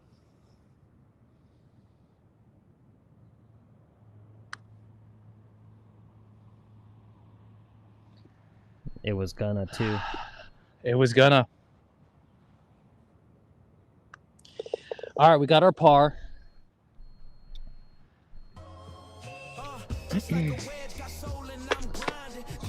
Well, it's not a black-owned business. It's been open since 1928. I don't think they let, unfortunately, sadly, they didn't let black people own businesses in 1928. Okay. Yeah. Guys, tune in for completely true and accurate history facts every day on McGolfin TV. Don't forget to hit like and subscribe.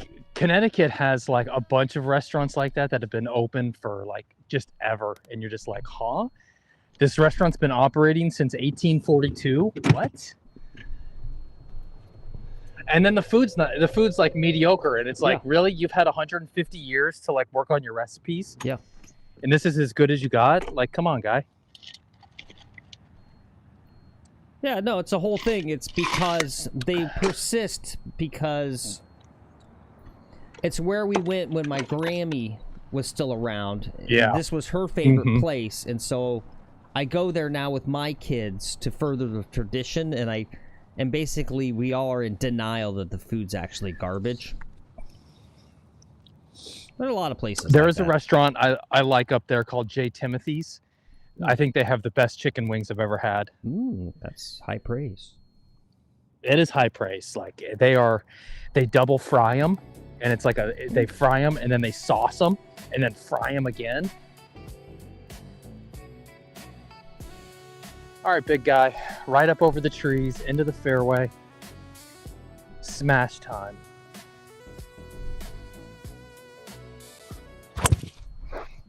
Well, that went left. Come up short, come up short, come up short. Don't worry, it will. Yeah, there's some bounces there. Yep, you'll be fine. It's kind of your... I know it's scary, you approach that lake, but it's kind of your best shot on this, to be honest. I just don't like being down by that lake, and it's a hell of a walk. Yep, a little scary. You heard about that, Justin, through CW, chronic wasting disease in deer. Yeah, I have a somewhat interest in those kinds of things, I guess. Animal diseases.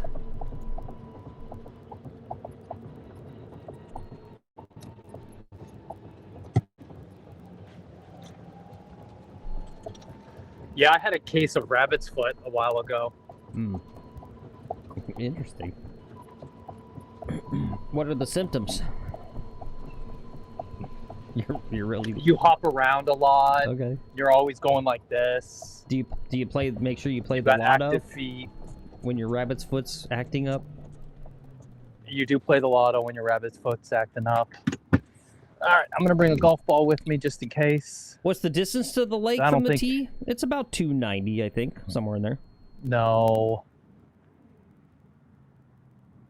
278? No, 270. It's Okay. 270 is All the right. problem. Yeah. Well, Ryan wants to know, is rabbit's foot like turf toe? What's turf toe? Is this a regional for guys? I do not want to find out today that there's some regional like Bostonian name for athlete's foot where you guys call it something different. That better not be what this is. I'm gonna be freaking pissed.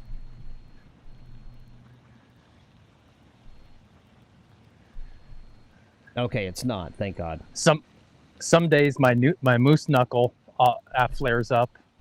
Yeah. Well, I feel for you. You know, I got my monkey bites. Yep, there's no golf ball here, Phil. No golf ball here. Oh no. Damn it.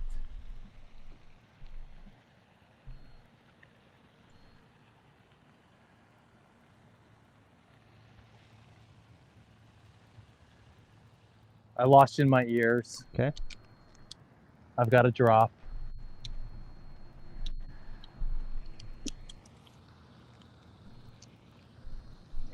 Yeah, there you go. Well, Ryan says, US Open, here we come. Yeah. Well, I was very careful with the title and all that, right? I need a different club, but I'm not walking back for a different club. I need a 9-iron. 8's the best I got. What's up, John Baggers? He says he just joined the stream. And I'm going to start hitting 3-wood off this tee, maybe. It's about monkey bites. Yeah.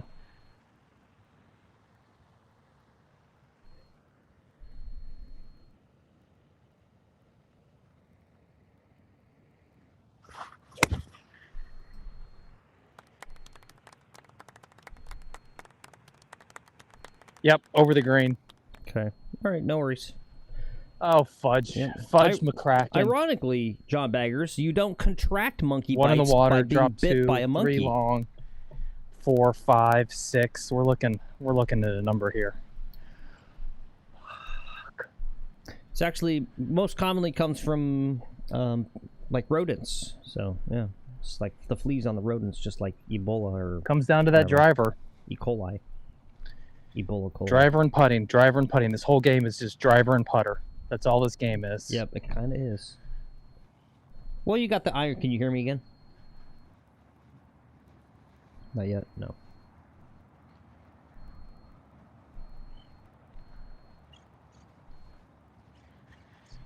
I knew I should have brought the 9-iron with me.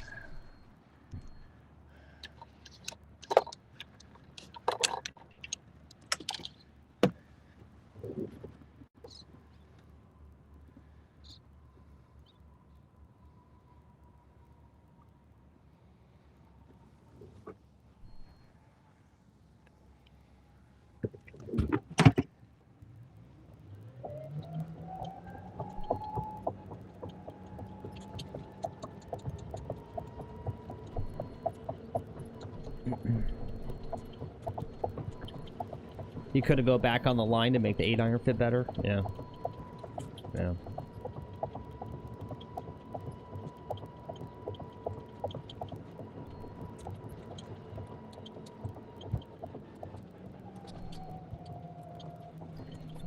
It's not surprising, John Baggers. Yep.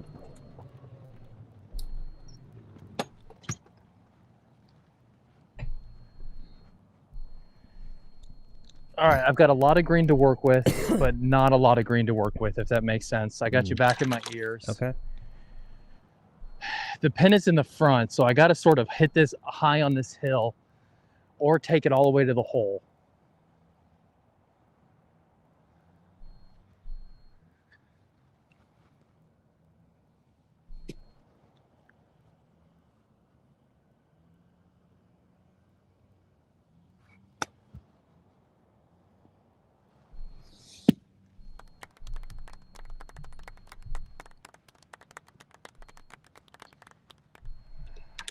All right, wipe it from the memory.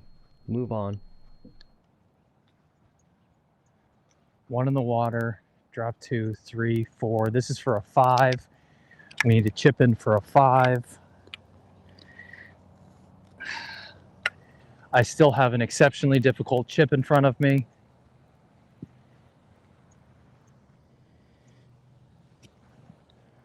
We got to be soft with this.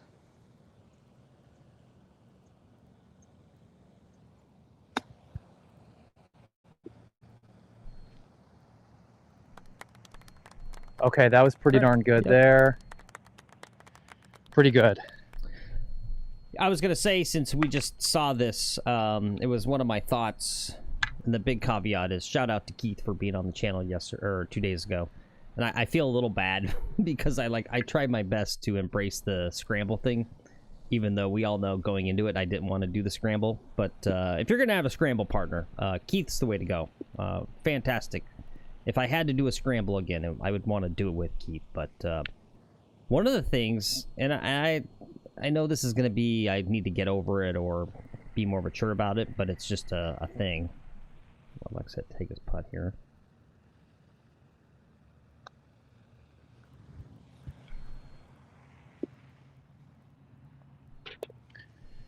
Seven. 7? Okay. All right. We'll go ahead and do a little bit of that. Hey, through the putter, guys. One One of the things I didn't like about Scramble is psychologically to like get your way around an 18. Like one, you don't feel like you have ownership over your round. Like, I don't know, for me at least right now, for my skill level, I need to be able to take this, look at the ball, make the connection with the one ball and go, it's you and me, buddy. We're just gonna muddle our way around, and I'm under control of you, right? You feel a little bit like you're on a bit of a roller coaster ride with the Scramble. It just doesn't feel like you're driving the ship, I guess. And then the thing that was tough, right, is that what keeps, at least me for now, like the psychology good, is I'm going to make a lot of bad shots. But the way I keep myself motivated going forward is I get to that ball after the good shot, and I have a really great recovery, right? And it actually doesn't just get you back to sort of even. It actually builds your confidence, right, as you overcome your mistakes. And the problem with the Scramble is it's two dudes hitting the ball, so when you absolutely just do the worst thing possible, you just have to sit with it, right? You can't go out to that ball and go, okay, this is where I'm at. Let me go ahead and, you know, do something good, right? You're just, like, stuck feeling like you suck, right? Because you're playing the other person's ball. That's not against the other person. That's how the format is, but I don't enjoy that part. For me, golf is, obviously, as I do it more, it's extremely selfish.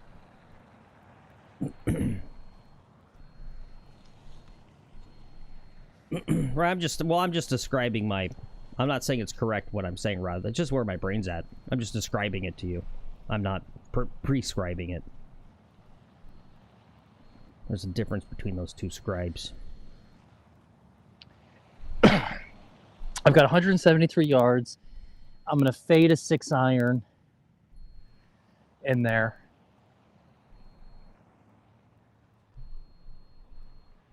Just a little fader, aim at the center of the green, let it move over to the right.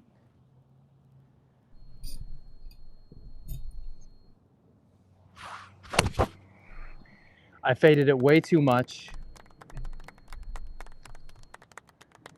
It is in no man's land, way off to the right. Okay. That's not the worst spot for a chip up, to be honest. No, but it was just a junk shot, you know? Yeah. Just a real junk shot. Mm. I was rushing. I wasn't thinking about the way the wind blows here. The wind blows that way always. See, there's the wind.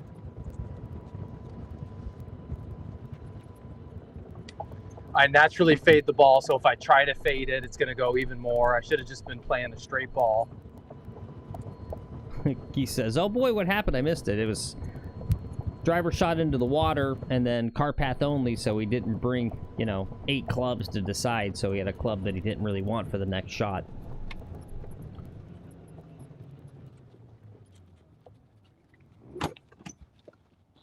It's not stress, Rod. I'm just telling you the psychological impact, right? I understand it's something to get over. I'm just saying, right, what I'm accustomed to, right, with my extremely limited golf is that I'm under control of everything, and that's part of what, like, keeps the momentum going for me, right, is that feeling that it's not the stress or the bad of what I'm saying is there's that massive positivity, there's that kind of self-validation. Dopamine high. You get it like a dopamine high. Right. I mean, I feel better, like, if I walk away from the round, it's really the great recoveries after a really horrible shot that I'm holding in and going, like, you know, I want to do this more, and I felt good about what I did, the decisions, blah, blah, blah. And I'm just saying, with Scramble, you don't get that, right? Because you're always playing the other person's ball because theirs is better. So I'm just saying, psychologically, you can tell yourself that it's irrational, right? I mean, I was self-recognizing it during the round. It doesn't mean you still don't feel it.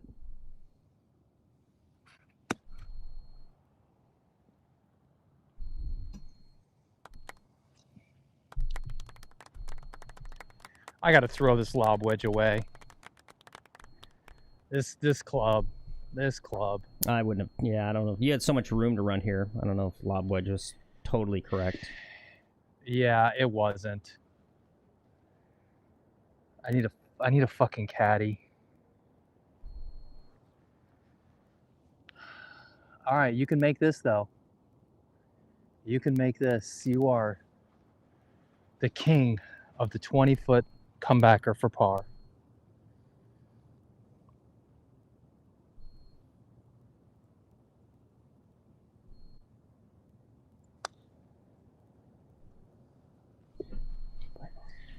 I really gave it a run there.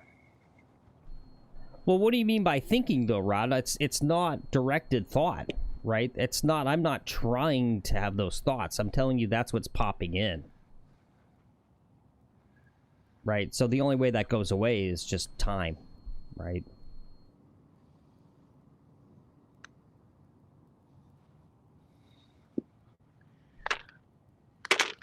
All right, one. All right. I think that's 5, correct? That's 5. Yeah, it's 5. Yeah. See, and this is what was happening to me yesterday, where it's like I wasn't necessarily like hitting the ball that badly. It's just like it was just like, you know, it's not like I'm duffing the ball, but it's just like the misses are just further away than I need to be, and it just adds up. Yeah. Look at that card. 5, 6, 5, 7. That's like, That's me. It's worse. it's a dog shit back 9. It's not. It's almost as bad as me.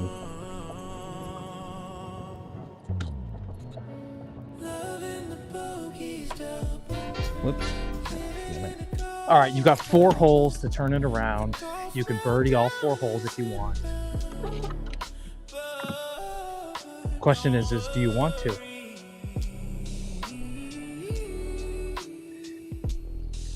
All right, let's do this for Donald Trump. Donald Trump wants me to birdie. Lex, you're the greatest, everyone says. Yep. You can do it. We believe in you. We've seen you do it 100 times.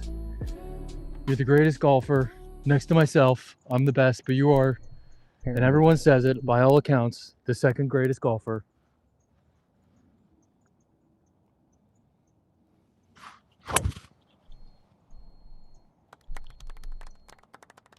Weird swing, but it worked well. All right. I know that looked pretty good. I kind of like the look of that one. Yeah. Yeah. I had a lot more Scheffler footwork on that one. I don't know. Go back and rewatch that one on the replay. Tell me if there was something. Yeah, I don't know. Something clicked in my brain there that was different. It's interesting that you said it felt weird.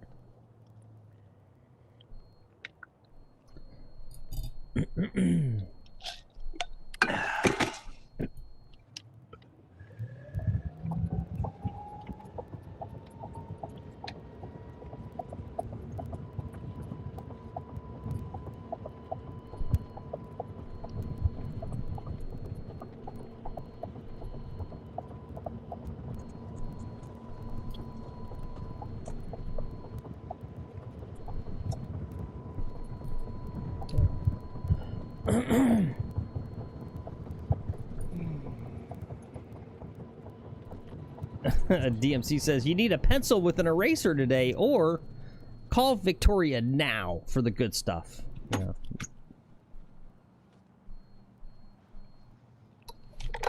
Yeah, there you go, Keith. A lot of people are saying the Lex is the greatest golfer in the world. I can't do Trump. The algorithm treats pretty him close. very unfair. Very unfair. A lot of people hate the algorithm. We love it though, don't we? Yeah, don't we, people? There you go. I can't do. You gotta stay practiced on these.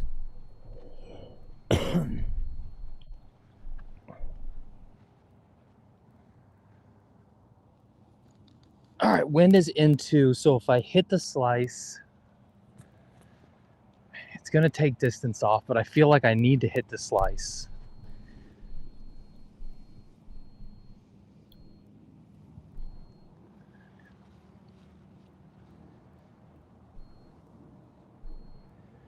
We're going to throat it, just send it right up the throat.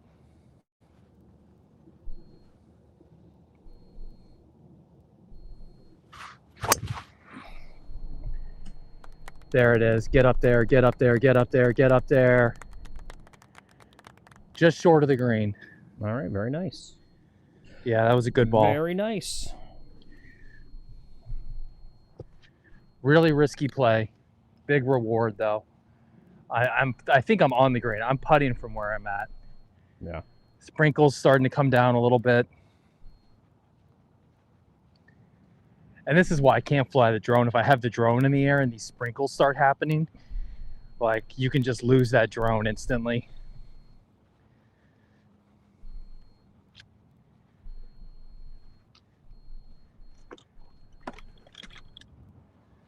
Tomorrow on the channel, we got our weekly match with Will. So I got to regain confidence here. And Phil, tomorrow, I think I need you to be, my cheerleader. Okay. And help, just always remind me, like, I'm the best putter. Yep. And the best golfer in the world. Yeah. You are a great. Oh, I yeah, actually rain's about don't. to hit here I in, really like, don't. 20 minutes. Yeah, I really don't think there's nothing fundamentally wrong with your. Like, if you had like some right, you've seen these guys have embarrassingly weird stances or whatever with the putter. There's nothing wrong, right? I really feel like it's just mental. It's just when you step up to the iron shot, right? You just know you're gonna like stuff it, right? You know you're the best, and you just don't. You don't carry that to the green. Yeah. Let me check Speedify real fast. Thank you. Yeah, I just took a dump. Yeah, and again, it's just right, this thing too is the live stream is no sort of indication or way to do it, right? It's just not.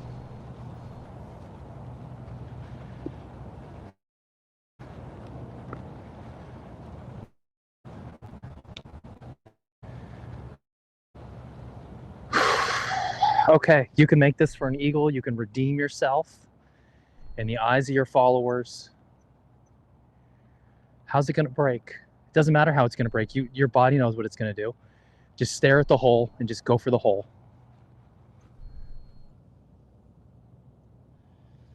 Let your body do the work.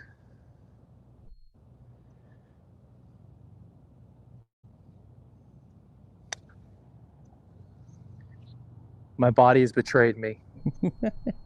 Yeah.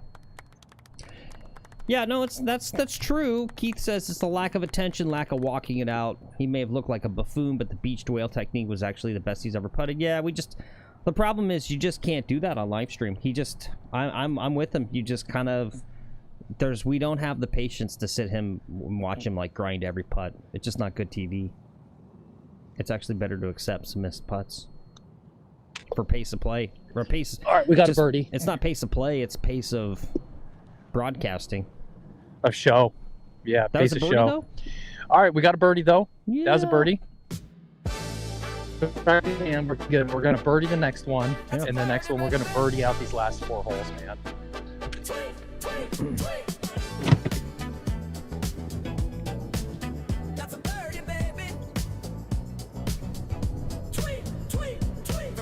To the green, I kept it clean, avoided the trouble. No bogeys or doubles. If it was a par 5, I got a full. If it was a par 4, I got a 3. Certainly you can see. If it was a par 3, I got a 2.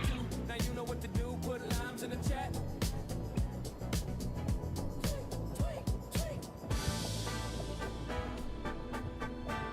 That's a birdie, baby.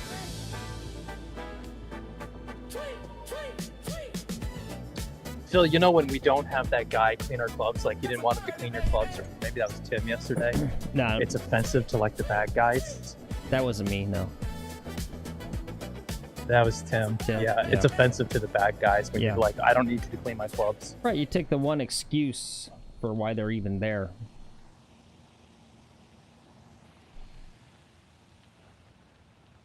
All right, rain's coming down pretty good. Yeah, I see that. Oh, yeah, it's coming down pretty good here. I might have just lost you in my ears. Okay. Yeah, anyway, the live streaming was fun. I want to do it again, but I want to do it realistically. I'm trying to film 3 people and play 18 holes. And right, I'm doing like 6 Thank jobs. you so much for that super Hey, chat. thank you, DMC. I totally promise I won't steal the Nicotine money gum. out All of right, Phil's thanks. Yeah, that's like 4 wallet and go pieces. spend Thank it you. at the club. 7 iron, Thanks 150 again. yards. Everything's slick. We're gonna try to fade one in there. Thank you, DMC.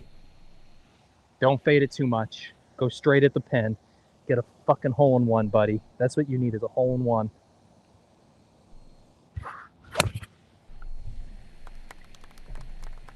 Now stop short. Stop short of that. Stop short. Okay, hit the hill, roll. All right, it's up there. All right, very nice. I can make a putt.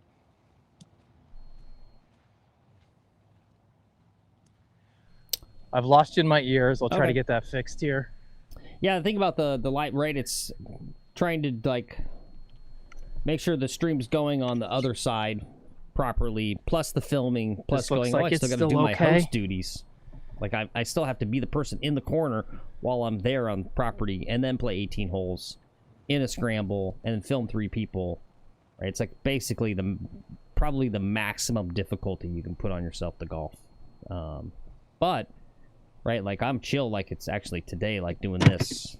I'm just like, oh my gosh, this is a joke. This feels so much easier now. But that's how the golf will feel too.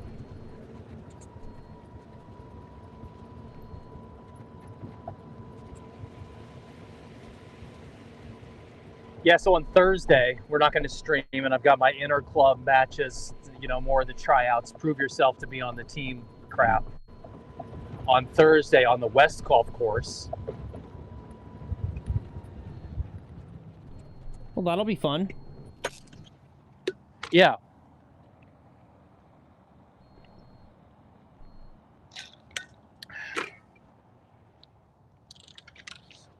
And Will on Tuesday. So I got 2 competitive matches this week to lower my handicap, right? So I've got Will Yep. and this other match. Yep. And so in those matches, I need to shoot really well to lower my handicap. Yeah. Well, it's, you know, you get yourself there, right? It's that magic mental state of I'm playing smart because I know I need to put up my best score, but I'm also sort of approaching it like I don't care, right? Yeah. Yeah. It's not much. It's just a few strokes, but I mean, having watched enough of you golf, if you are kind of like caring or like feeling like you have to do something, yeah, you don't perform as well. Yeah.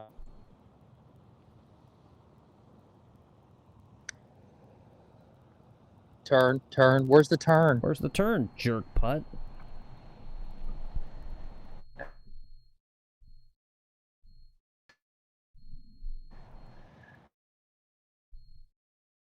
Boy.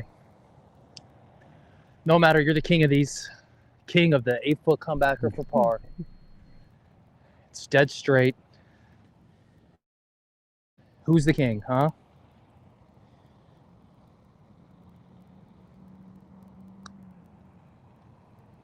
There you go. Nice job.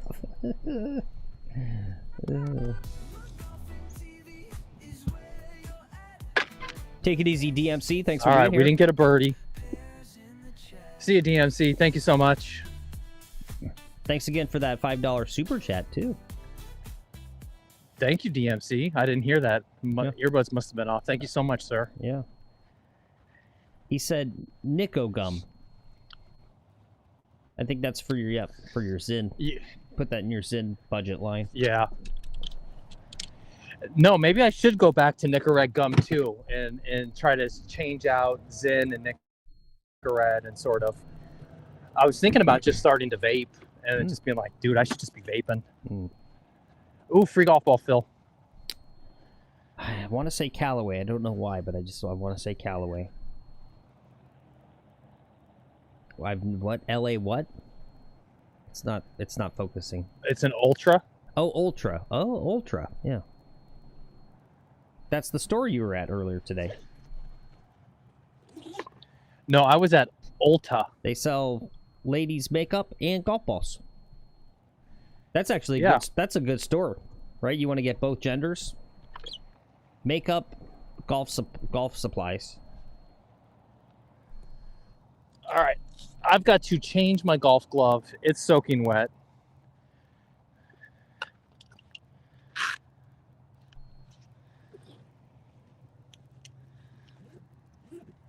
I've got to change my earbuds. They're dying. Okay. That bedroom talk to the ball was well said. I've already forgotten what that's in reference to. Keith says, thank God someone just got you a glove.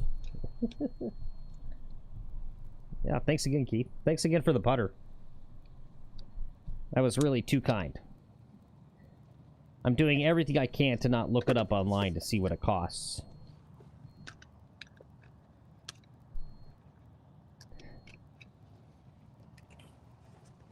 Don't worry, guys. I'll always find the downside to anything positive. It's the downside to gift giving, right? If someone gives you something nice and you just don't know already because you're just not, like, in tune. It's like, all I think about is like, fuck, I hope we didn't spend too much. How much? This thing could be like, you know, $150 or like $550, this putter. I don't even know. And that's like, now I need to feel like I need to check it. I'm trying, I won't. That's not what a good giftee does. Recipient. Yeah. The recipient. You don't look it up.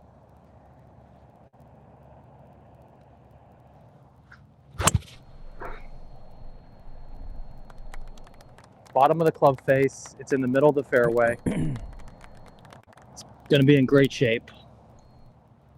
See that, guys? You got good social etiquette tips here on the show.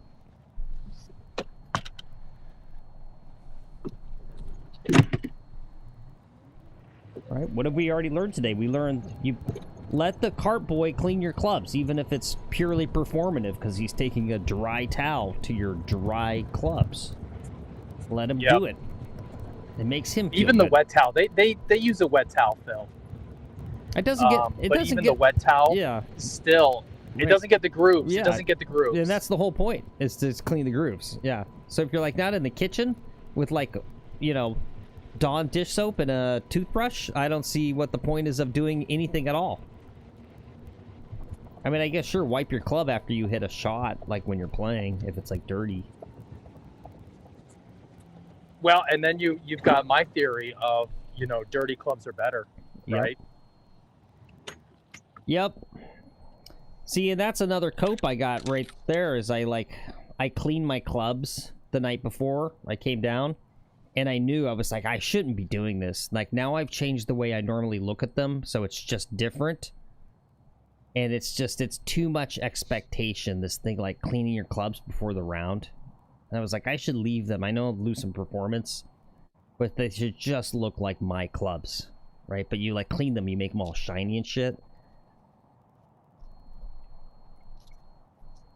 Thanks a lot, Keith.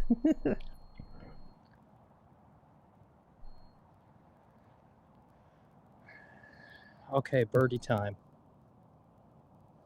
You're in position. Just walk through the door.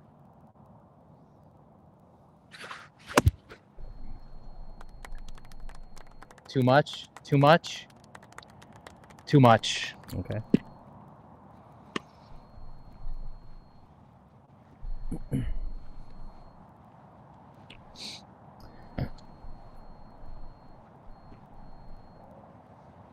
Damn it.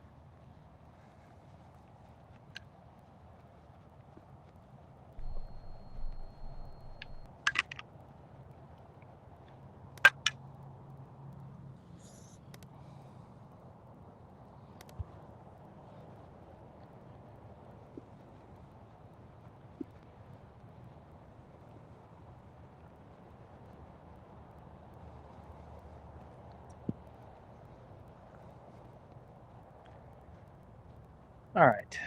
What are we going to do here, huh?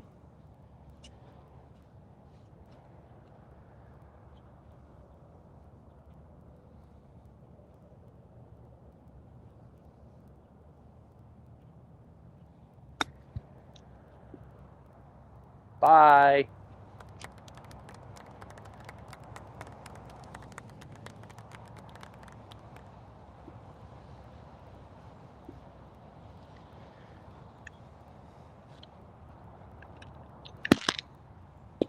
Am I muted? I'm muted.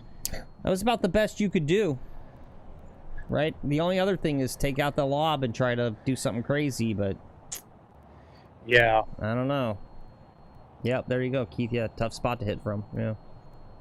John says, kinky bounce. Yeah. It's okay. I'm the king of these.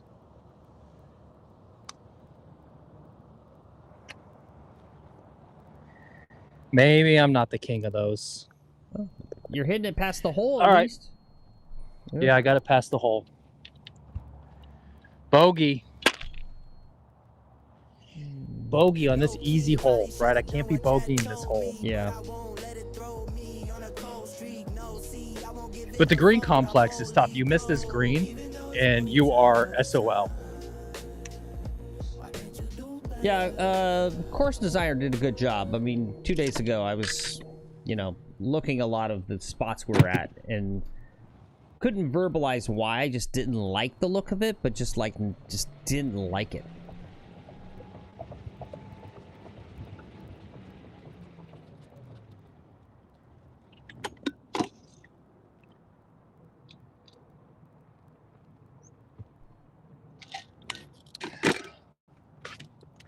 Man, that's some nice pace of play right there today.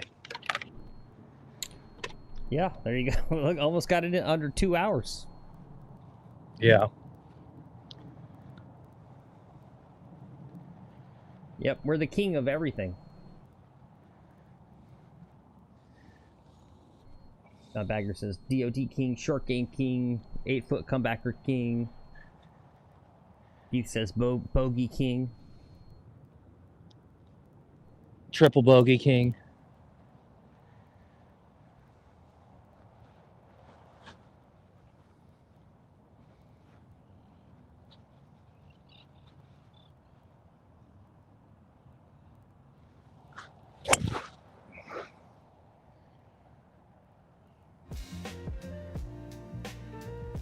All right, that'll be delicious. All right, nice job. Oops, I took driver. I've been taking driver lately. I took driver yesterday. This hole needs to become a driver hole. I need to have confidence in the driver to just send it out there.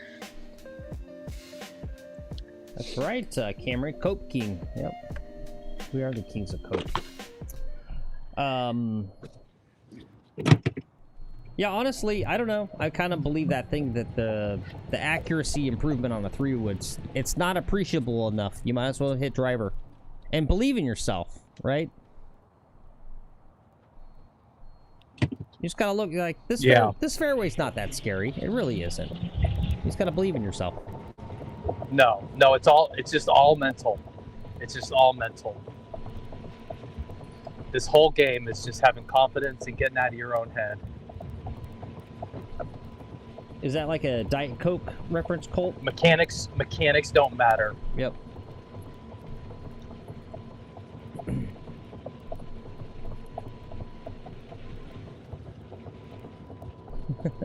What's up, Michael Ocean? Good to see you. Yeah, that's a good point. John Bagger says Lexus Hey, smooth Michael. fairway finder driver is straight as an arrow. Yeah. Actually, let's see what it says. Yeah, it's an exclamation point at the beginning, Michael. Yeah, it's probably what it's. He was down to a 2.2. The Nightbot says 3.3. Do you know what your exact is, like right now? 2.7 this morning. Okay, all right. I'll update.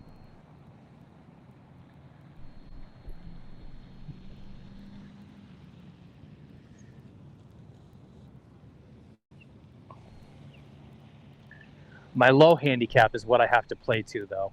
You know, that's the number that matters.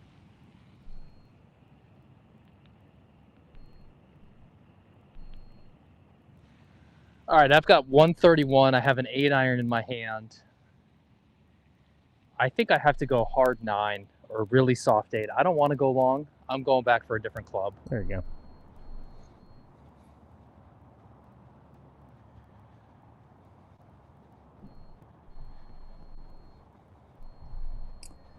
Jimmy says, first time at the crossings in South Dakota. Very intimidating. I already know what this course is going to look like. Yeah, South Dakota. More of a premier course. Oh wait, no. This says Carlsbad. Is there a Carlsbad, South Dakota? I have the wrong course.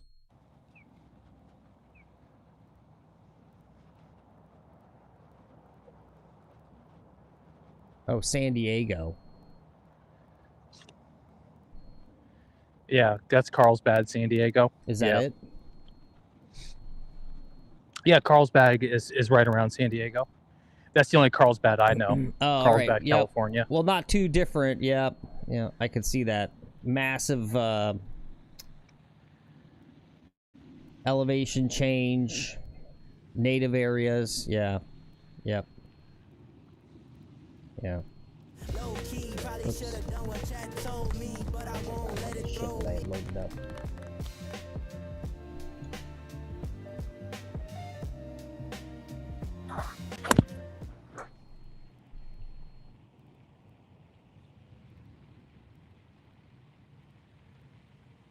Wow, still went to the back of the green. Wow. Oh, yeah, nobody's playing golf in South Dakota? I don't know. I don't know how this stuff works.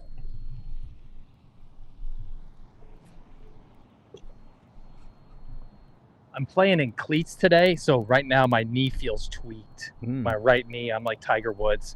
Like, I don't think if in that open you have to walk, like that would be the biggest challenge for me is walking 18 holes. Yeah, playing. They were talking about that in chat earlier, but yeah, I mean that would be your biggest, yeah, because I think you do have to walk. Yeah, that would honestly be kind of challenging with my knees. I don't have the greatest knees.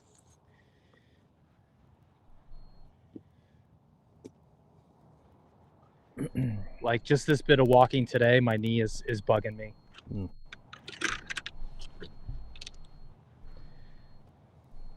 Maybe I could get a handicap flag. Yeah.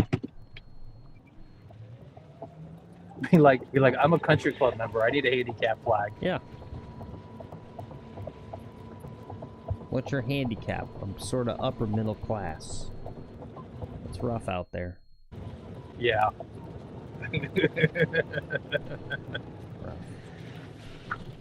Oh my God! I'm 43. How about that? I'm 43. Let me take a card. We had the Costco and Trader Joe's and Ulta this morning. I'm so stressed out.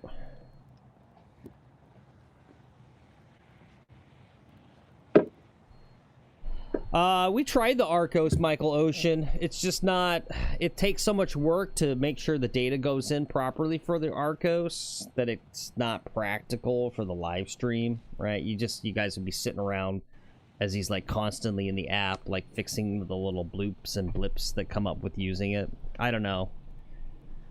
I mean, tracking stats. I would need like another phone too. Yeah. I mean, we know what the stats are. It's a little errancy off the tee and it's putting.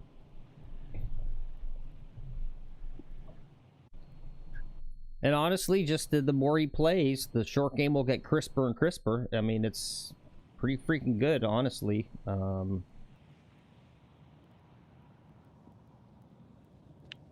Yeah.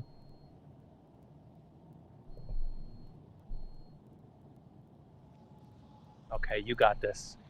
You're a natural athlete. You make these putts.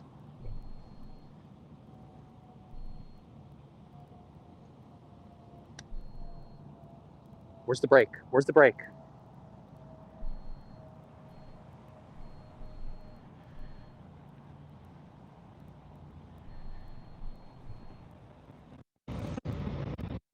All right, we're in for a par. There you go. Very nice.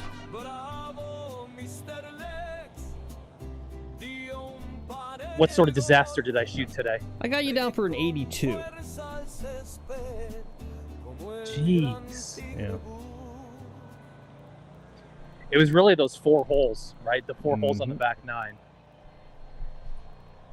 But missing those birdie putts early, you know, and that's the thing is I got to birdie the first one just so I can crack that can open nice and early. Yeah.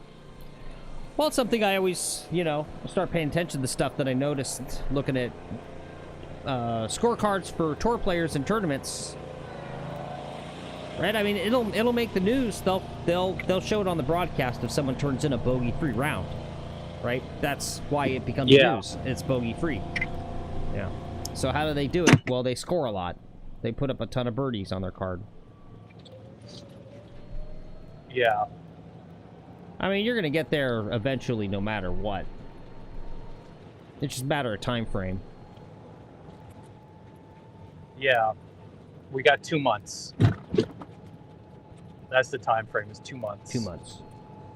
Yeah, I don't know. I think it's kind of fun, right? It's sort of a race just to see if you can do it. It's a good theory to test, right? Everyone says these next 2 strokes or so, or just every stroke from here on out, based on your handicap, gets harder and harder. I don't know.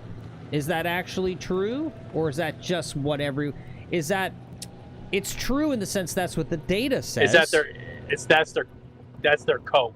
Right. Well, here's the thing. That's what happens in real life with all golfers because the data says that, right? But is that the way that it has to be? We don't know, right?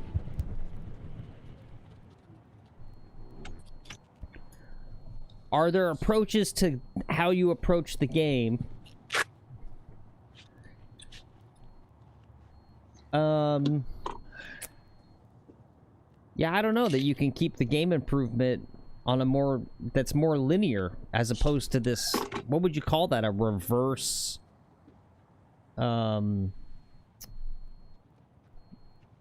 What's that when the bar graph goes like really fast up, Lex? What do they go? What's the word? Logarithmic? Yeah, but there's the other word for it. I don't know. Shit. How can I forget? Exponential? Exponential, thank you. Sorry, it's my Alzheimer's. Yeah. Right, it's like a negative exponential as far as the time it takes. Yeah, Phil, you shouldn't make jokes about Alzheimer's. My something or other had Alzheimer's, and I'm very offended. Okay, I'm leaving the chat now, Phil. Okay, sorry. I'm not making fun of it. I mean, I presume I'll probably. I know you're not. You're right. I don't know. Statistically, and my life habits, I don't know. They're learning more about how life habits affect your chances of getting Alzheimer's, and I don't. Here's the thing, right? I don't remember exactly what it was that, but it's basically like, yeah, if you've, smoked a fair amount of nicotine, if you really you drink too much coffee during the day, right? Like, I don't remember, which is a sign. I don't remember exactly what it was that were some of these life habits that just, the data so far, now that they've been tracking, says these are people that more likely get Alzheimer's. And I was going through them, I was like, God damn it, I fit like 5 out of 8 of these things. I was like, crap. Son of a... Yeah. So...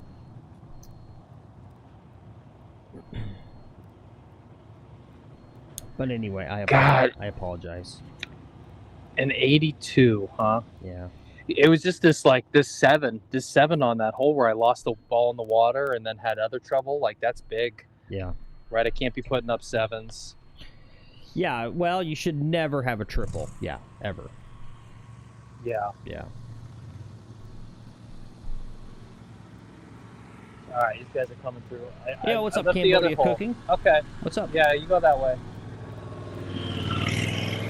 John Baggers thinks you can do it.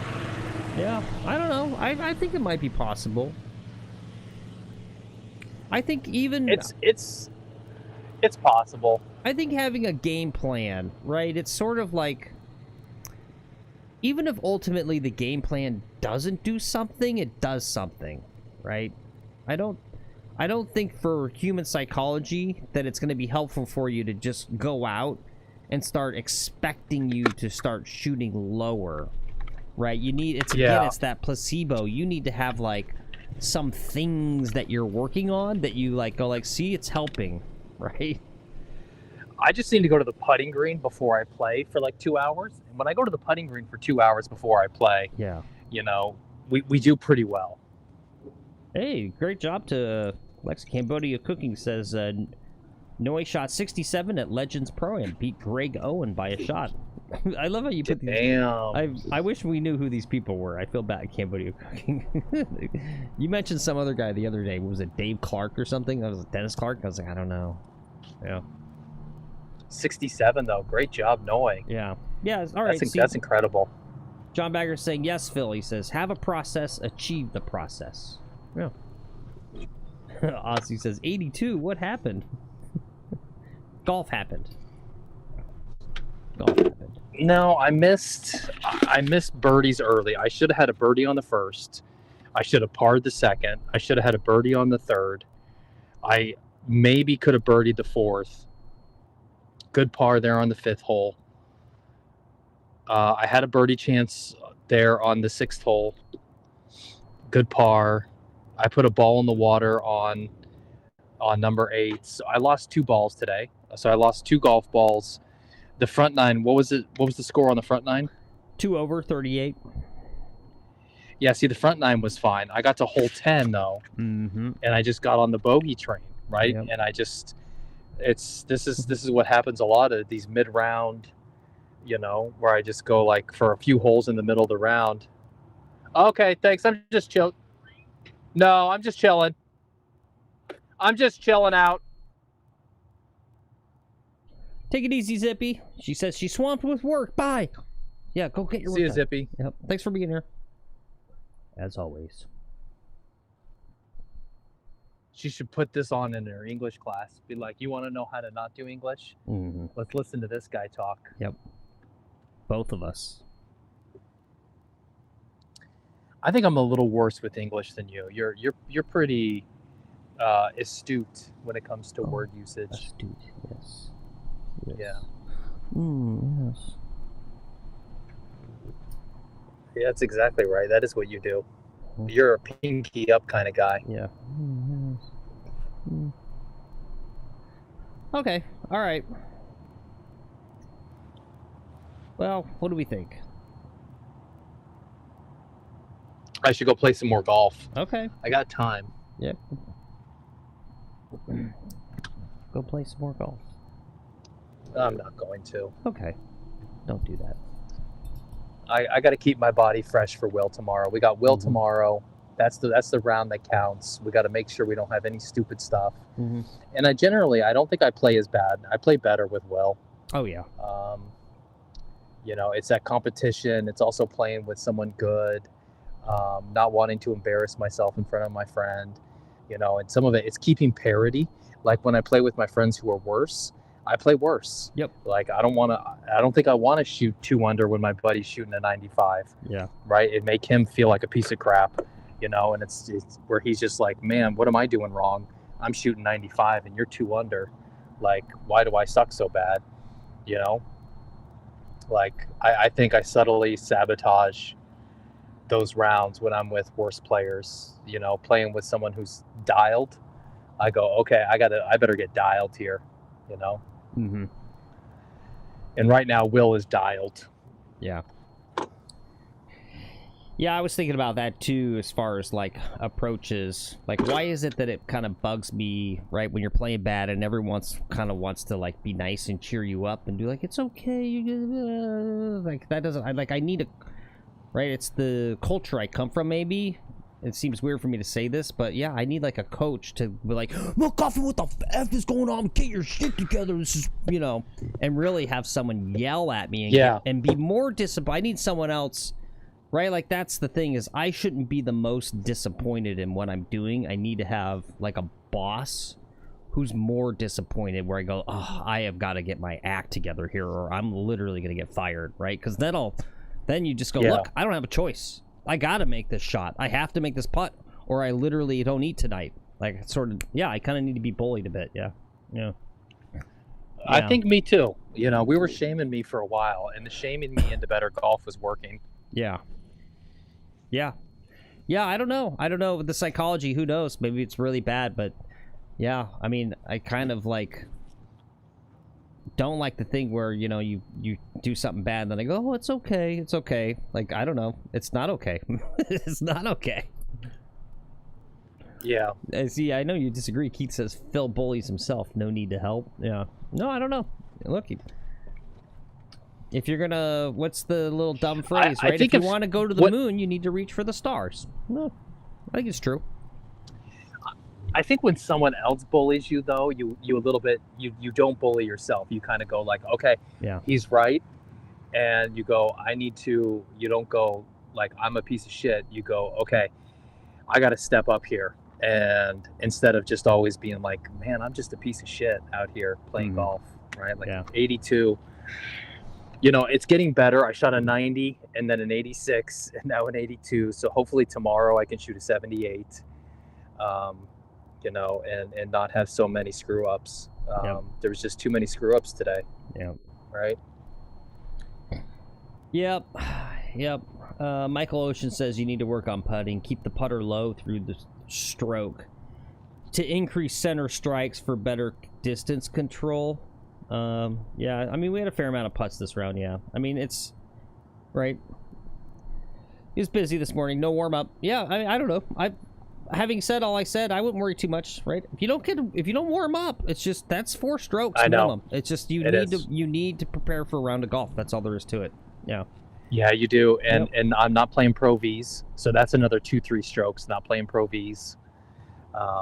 You know, so you put those things together and I'm probably at a 76 maybe today. Because my irons, those first few holes, my irons were on, and my irons were on most of the day. Yeah. We were hitting good iron shots, so. Well, here's some good ones for you. Well, Rod says, well, 4 rounds of 80 to 90, shame on you. And John Bagger says, Lex, you keep this up for a few weeks and you're back to a 7 handicap. That should be fear. There you go. Yeah. You know what's messed up, though, is I'll get hard capped at like a 5. My handicap can't go above about a 5. Yeah. But I'll be off the team, right? If I keep this up, I'll be off the team. Yeah. So I got to make sure I, you know, get my shit together here. All right. Well, you go spend 10 minutes putting right now. Do that. Okay. Right? Okay, I will. All right. Yeah. And don't forget, it's little bits every day. Doing like a, right? We know this with music. The guitarists that like wait till Sunday and have their like 8-hour jam session never improve as much as the guy that just puts in like 30 minutes of practice every day consistently. Yeah. All right, fine. Let's end the stream and I'll go putt. There you go. Go putt.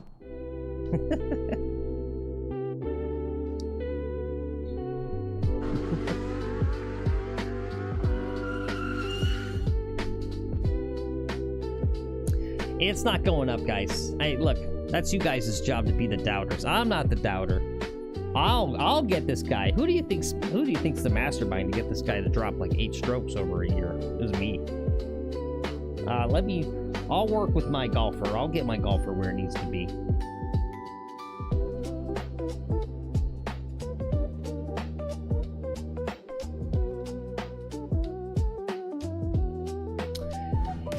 Anyway, thank you guys for coming along today. It's nice to be back to normal. It's nice to be back in my little cave at my broadcast booth where I belong. But some people are good at playing golf. Some people are good at watch. I'm good at watching golf. It's what I'm good at.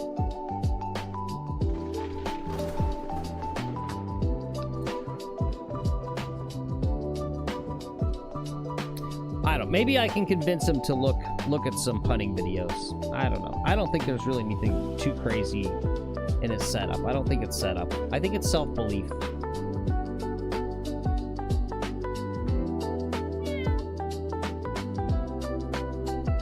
All right, thanks. John Bagger says, thanks, guys. Great show as always. No cap. Can't wait to see Lil Phil back on the course. The ultimate just like us guy. Yeah. It's fine, you know, and the changes are working. The swing is there, right? It's at the net, at the driving range. I couldn't be more happy with what I'm doing with golf right now. Like literally, the little bit of driving range at the end 2 days ago, I was literally on cloud 9. I was like, oh my god, like didn't do it on the course. I fucked it the whole day, but this is putting it all together, and like these are beauties. So. Yeah, it just makes me want to do more, which is good. That's what you want. Whole point of golf is to want to do more golf, right? If you get done with 18, you don't really want to play, that's when something's wrong. As soon as I get done with 18, I go, fuck, I want to play another 18 right now. I need to get back out there now. That's what you want. That's why golf's the best. Yeah, and Lex is in a little slump. Practiced out of it. Yep. Yep. Yeah, I don't know. It's been a busy couple weeks. We just had Thanksgiving. He's got a shit ton of stuff to do. That's literally, yeah. I'll chalk it up to that. He's going to shoot like 68 tomorrow. Watch.